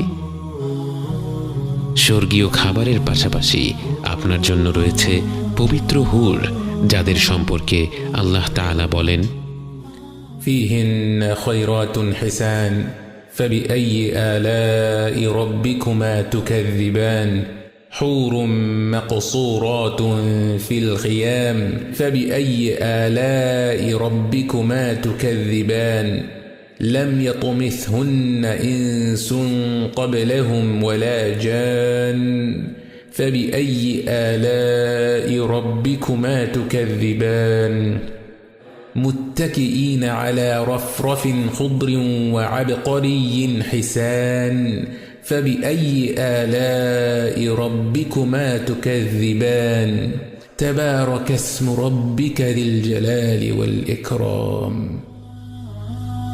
যদিও দুনিয়ার জীবনে এমন একটি নিয়ামতের কথা শুনলে আমাদের মনে নানা প্রশ্ন জাগে। জান্নাতে কোনো খারাপ অনুভূতি নেই। আপনি ফল ফলাদি উপভোগ করলে যেমন আপনার স্ত্রীর সে ব্যাপারে কোনো আপত্তি থাকবে না, আপনি হুরদের সঙ্গ উপভোগ করলেও আপনার স্ত্রীর সে ব্যাপারে কোনো আপত্তি থাকবে না, এবং তিনিও আল্লাহর কাছ থেকে যা যা অজস্র নিয়ামত পাবেন সেগুলো যেমনই হোক না কেন আপনার সেগুলোর ব্যাপারে কোনো আপত্তি থাকবে না। আপনারা একে অপরের জন্য খুশি থাকবেন এবং প্রত্যেককেই আল্লাহ যার যার প্রকৃতি অনুযায়ী নিয়ামত দিবেন, এবং তিনি আল আলিমুল হাকিম। কিন্তু জান্নাতের পুরোটা সময় তো আপনি শুধু আপনার আবাসেই কাটিয়ে দেবেন না। জান্নাতবাসীরা একে অপরের সাথে দেখা করবে, গল্প করবে, আনন্দ করবে। আপনি দেখা করতে গেলেন আপনার বাবা মায়ের সাথে, আপনার দাদা দাদি, নানা নানির সাথে। পরম আনন্দের এই মুহূর্তের সবচেয়ে অদ্ভুত বিষয়টি হলো জান্নাতে আপনারা সবাই সমবয়সী, কারণ জান্নাতে সবার বয়স পৃথিবীর 33 বছর বয়সের সমতুল্য, এবং সেখানে কারো বয়স একদিনও বাড়ে না। আপনারা সবাই মিলে অনেক অনেক গল্প করলেন। গল্পের মাধ্যমে জানতে পারলেন আপনার পূর্বপুরুষেরা কিভাবে প্রথম ইসলাম গ্রহণ করলো, কিভাবে তাদেরকে ইসলামের দাওয়াত দেয়া হয়েছিল। আপনি খুঁজে বের করলেন সেই ব্যক্তিকে যিনি আপনার জন্মের 500-600 বছর আগে আপনার এক পূর্বপুরুষকে ইসলাম সম্পর্কে বলেছিল, যার প্রচেষ্টার ফলে আপনার বংশের হাজারো মানুষ সহজেই ইসলাম গ্রহণ করে ফেলেছে। জান্নাতের রয়েছে একটি সুক বা বাজার, কিন্তু জান্নাতের বাজারে তো ক্রয় বিক্রয় করার কিছুই নেই, বরং সেখানে মানুষ যাবে একে অপরের সাথে দেখা সাক্ষাৎ করার জন্য। সেখানে আপনার সুযোগ হলো স্বয়ং রাসূলুল্লাহ সাল্লাল্লাহু আলাইহি ওয়াসাল্লামের সাথে কথা বলার। যদিও তার সাথে কথা বলতে চায় এমন কোটি কোটি জান্নাতবাসী রয়েছে, কিন্তু আপনি তার সাথে মন ভরে কথা বলার সুযোগ পেলেন, কারণ জান্নাতে সময়ের কোনো অভাব নেই। আপনি গল্প করলেন আবু বকর, ওমর, ওসমান ও আলী রাদিয়াল্লাহু আনহুমের সাথে, কথা বললেন ইসলামের ইতিহাসের শ্রেষ্ঠ ব্যক্তিত্বদের সাথে। আপনি তাদের সাথে যতটা উৎসাহ নিয়ে কথা বলছেন, তারাও আপনার সাথে ততটাই উৎসাহ নিয়ে আলাপ করছে, বিস্ময় ভরে আপনার জীবনের গল্প শুনছে। এত বেশি ফিতনার সময়ে জন্মগ্রহণ করেও তুমি কিভাবে তোমার দিনকে ধরে রাখলে? আপনি বললেন, এ ছিল শুধুই আল্লাহর নিয়ামত। তিনি আমাদের ভুলগুলো ক্ষমা না করলে আমরা কখনোই আজ এখানে থাকতে পারতাম না। আল্লাহর রহমত, ভালোবাসা আর নিয়ামতে ডুবে থাকা প্রতিটি জান্নাতবাসী তখন মনে করছে তাদের আর কোনোই চাওয়া পাওয়া নেই।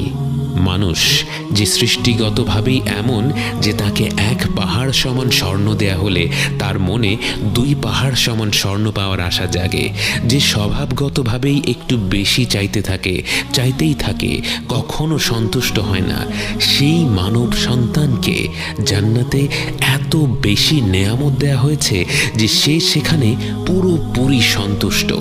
তার যার অন্তরে আর কোনো চাহিদা নেই, প্রতিটি মুহূর্তেই আনন্দ, প্রতিটি মুহূর্তেই তৃপ্তি, আর সেই তৃপ্তি কেবল বেড়েই চলছে। এমন অবস্থায় একটি ঘোষণা শোনা যায়, হে জান্নাতীরা। সেই কণ্ঠ শুনে প্রতিটি অন্তর তীব্র ভালোবাসা আর শ্রদ্ধায় কেঁপে ওঠে, কারণ এ তো স্বয়ং আল্লাহ তাআলার কণ্ঠ। জান্নাতবাসীরা বলে ওঠে, হে আমাদের রব, আমরা উপস্থিত আছি, সমস্ত কল্যাণ আপনারই হাতে। আল্লাহ তখন জিজ্ঞেস করবেন, তোমরা কি সন্তুষ্ট? সবাই বলে ওঠে, হে আমাদের রব, আমরা কেন সন্তুষ্ট হব না? আপনি আমাদের এমন সব জিনিস দিয়েছেন যা আপনার সৃষ্টি জগতের অন্য কাউকে দেননি। সবার অন্তর যখন কৃতজ্ঞতায় ভরে উঠছে, তখন সবাইকে হতভম্ব করে দিয়ে আল্লাহ তাআলা জিজ্ঞেস করলেন, আমি কি তোমাদের এর থেকে আরো উত্তম কিছু দান করব না? সবাই বাকরুদ্ধ হয়ে যায়, যেই জান্নাতে প্রতি মুহূর্তে এমন সব দৃশ্য, এমন সব শব্দ, এমন সব ঘ্রাণ, এমন সব স্বাদ, এমন সব অনুভূতি যা মানুষ কখনো কল্পনাও করতে পারেনি, যে নিয়ামতগুলো প্রতি মুহূর্তে হয়ে উঠছে আরো বেশি আনন্দদায়ক। এমন নিয়ামতের চেয়ে উত্তম পুরস্কার আর কি হতে পারে? সবাই বলে উঠল, হে রব, এর চাইতে উত্তম আর কি হতে পারে? তখন আল্লাহ বললেন, আমি তোমাদের উপর আমার সন্তুষ্টি স্থাপন করব, এরপর তোমাদের উপর আমি আর কখনো অসন্তুষ্ট হব না। আল্লাহ আপনাকে নিয়ে পুরোপুরি সন্তুষ্ট। আল্লাহ এই অনন্তকালের জীবনে আপনার কোনো কাজে, কোনো কথায়, কোনো চিন্তায় আর কখনো রাগ করবেন না, কখনো অসন্তুষ্ট হবেন না। এই প্রথমবার মনে হলো আপনার গোটা অস্তিত্ব যেন সত্যিকার অর্থে সার্থক হলো। এবং এরপর সেই মুহূর্ত, যার জন্য প্রতিটি আত্মা যেন সৃষ্টি হওয়ার পর থেকেই অধীর অপেক্ষায় ছিল, সেই মুহূর্ত, যে মুহূর্ত প্রতিটি অন্তর খুঁজে বেরিয়েছে প্রকৃতিতে, ভালোবাসায়, উদারতায়, ভ্রাতৃত্ববোধে, সৌন্দর্যে, ভূমিষ্ঠ হওয়ার পর থেকে প্রতিটি ক্ষণে কিন্তু কোথায় যেন কোনো এক কমতি ছিল, তা ঠিক বুঝতে পারেনি। সবাইকে বাকরুদ্ধ করে দিয়ে আল্লাহ তার ও তার বান্দাদের মধ্যে থেকে তার হিজাব উঠিয়ে নেন। প্রতিটি বান্দা উপরে তাকিয়ে দেখছে, তাদের সামনে স্বয়ং আল্লাহ তাআলা হাজির হয়েছেন। আপনি আল্লাহকে দেখছেন, আপনি আল্লাহকে দেখছেন, আপনি আল্লাহকে দেখছেন। জান্নাতের যে নিয়ামতের মহাসাগরে ভেসে আপনি এই প্রান্তরে এসেছেন, যে সকল নিয়ামতের জন্যেই আপনি কৃতজ্ঞ, যে সকল নিয়ামত তখনও আপনার কাছে অত্যন্ত প্রিয়, কিন্তু এই চূড়ান্ত নিয়ামত, আল্লাহকে সরাসরি দেখার নিয়ামত, হয়ে গেল প্রতিটি বান্দার সবচেয়ে প্রিয়, সবচেয়ে মূল্যবান, সবচেয়ে বিশেষ পুরস্কার। আল্লাহ যুল জালালি ওয়াল ইকরাম, যিনি মর্যাদা ও মাহাত্ম্যের অধিকারী, তার কর্তৃত্বের কাছে যেন ভাষাও মাথা নত করে ফেলে, এবং সেই মুহূর্তে সবাই জীবনের এই দীর্ঘ যাত্রার অর্থ বুঝতে পারে এত প্রতিকূলতা পেরিয়ে, এত ভুল ভ্রান্তির পর, এতগুলো ধাপ পেরিয়ে, এতভাবে নিজের অন্তরকে সংশোধন করে, জীবন ও পরকালের পরীক্ষাগুলো পার করে এই গন্তব্যে পৌঁছানোর উদ্দেশ্য আসলে কি। এক নিঃসৃত তরল থেকে জন্ম নেয়া মানুষ যে এত দুর্বল, এত অসহায়, এত ক্ষুদ্র, আজ সৃষ্টির প্রতিপালকের সামনে দাঁড়িয়ে তার এতটা নিকটে, তার পরিপূর্ণ সন্তুষ্টি অর্জন করে কোনো প্রকার বাধা ছাড়া তার সাথে সাক্ষাৎ করছে। তার মহিমার দীপ্ত প্রভার প্রবলতায় সে চূর্ণ বিচূর্ণ হয়ে যায়নি, বরং সে তার আলোয় আলোকিত হয়ে তার এই পরম নিয়ামত গ্রহণ করতে পারছে। আপনি আপনি বুঝতে পারেন আপনার অস্তিত্বের প্রতিটি মুহূর্তেই আসলে আর রহমানির রহিম আপনাকে তার কাছে টেনে নিচ্ছিলেন, এবং সেই গন্তব্যে পৌঁছানোর জন্য আপনার যা যা প্রয়োজন তাই আপনাকে দিয়ে গেছেন। তার সান্নিধ্যের পবিত্রতায় প্রবেশ করার জন্য আপনার যে আত্মশুদ্ধির প্রয়োজন ছিল, জীবন মৃত্যু জীবনের মাধ্যমে তিনি আপনাকে সেই আত্মশুদ্ধির পথ দেখিয়ে দিয়েছেন। এবং আলহামদুলিল্লাহ আলহামদুলিল্লাহ আপনি সেই পথে ছোট ছোট ধাপ নিয়েছিলেন। দুনিয়ার ক্ষণিকের জীবনের কোনো এক পর্যায়ে, কোনো এক অনুপ্রেরণায় আপনি সিদ্ধান্ত নিয়েছিলেন আপনি তার দিকে একটি ধাপ নেবেন, একটুখানি এগোবেন, এবং সেই একটি ধাপের ফলে তিনি আপনাকে তার রহমত আর ভালোবাসায় এমনভাবে আবরণ করে নিয়েছিলেন, নেয়ামতের পর নেয়ামত দিয়ে আপনাকে এমনভাবে ডেকে নিয়েছিলেন তার কাছে। আজ জান্নাতের এই নির্মল প্রান্তরে বসে আপনি আল্লাহকে দেখছেন, তার নিকটে পৌঁছে গেছেন। আপনার ভূমিষ্ঠ হওয়া আজ সার্থক হলো। জীবন মৃত্যু জীবনের যাত্রা আজ সার্থক হলো।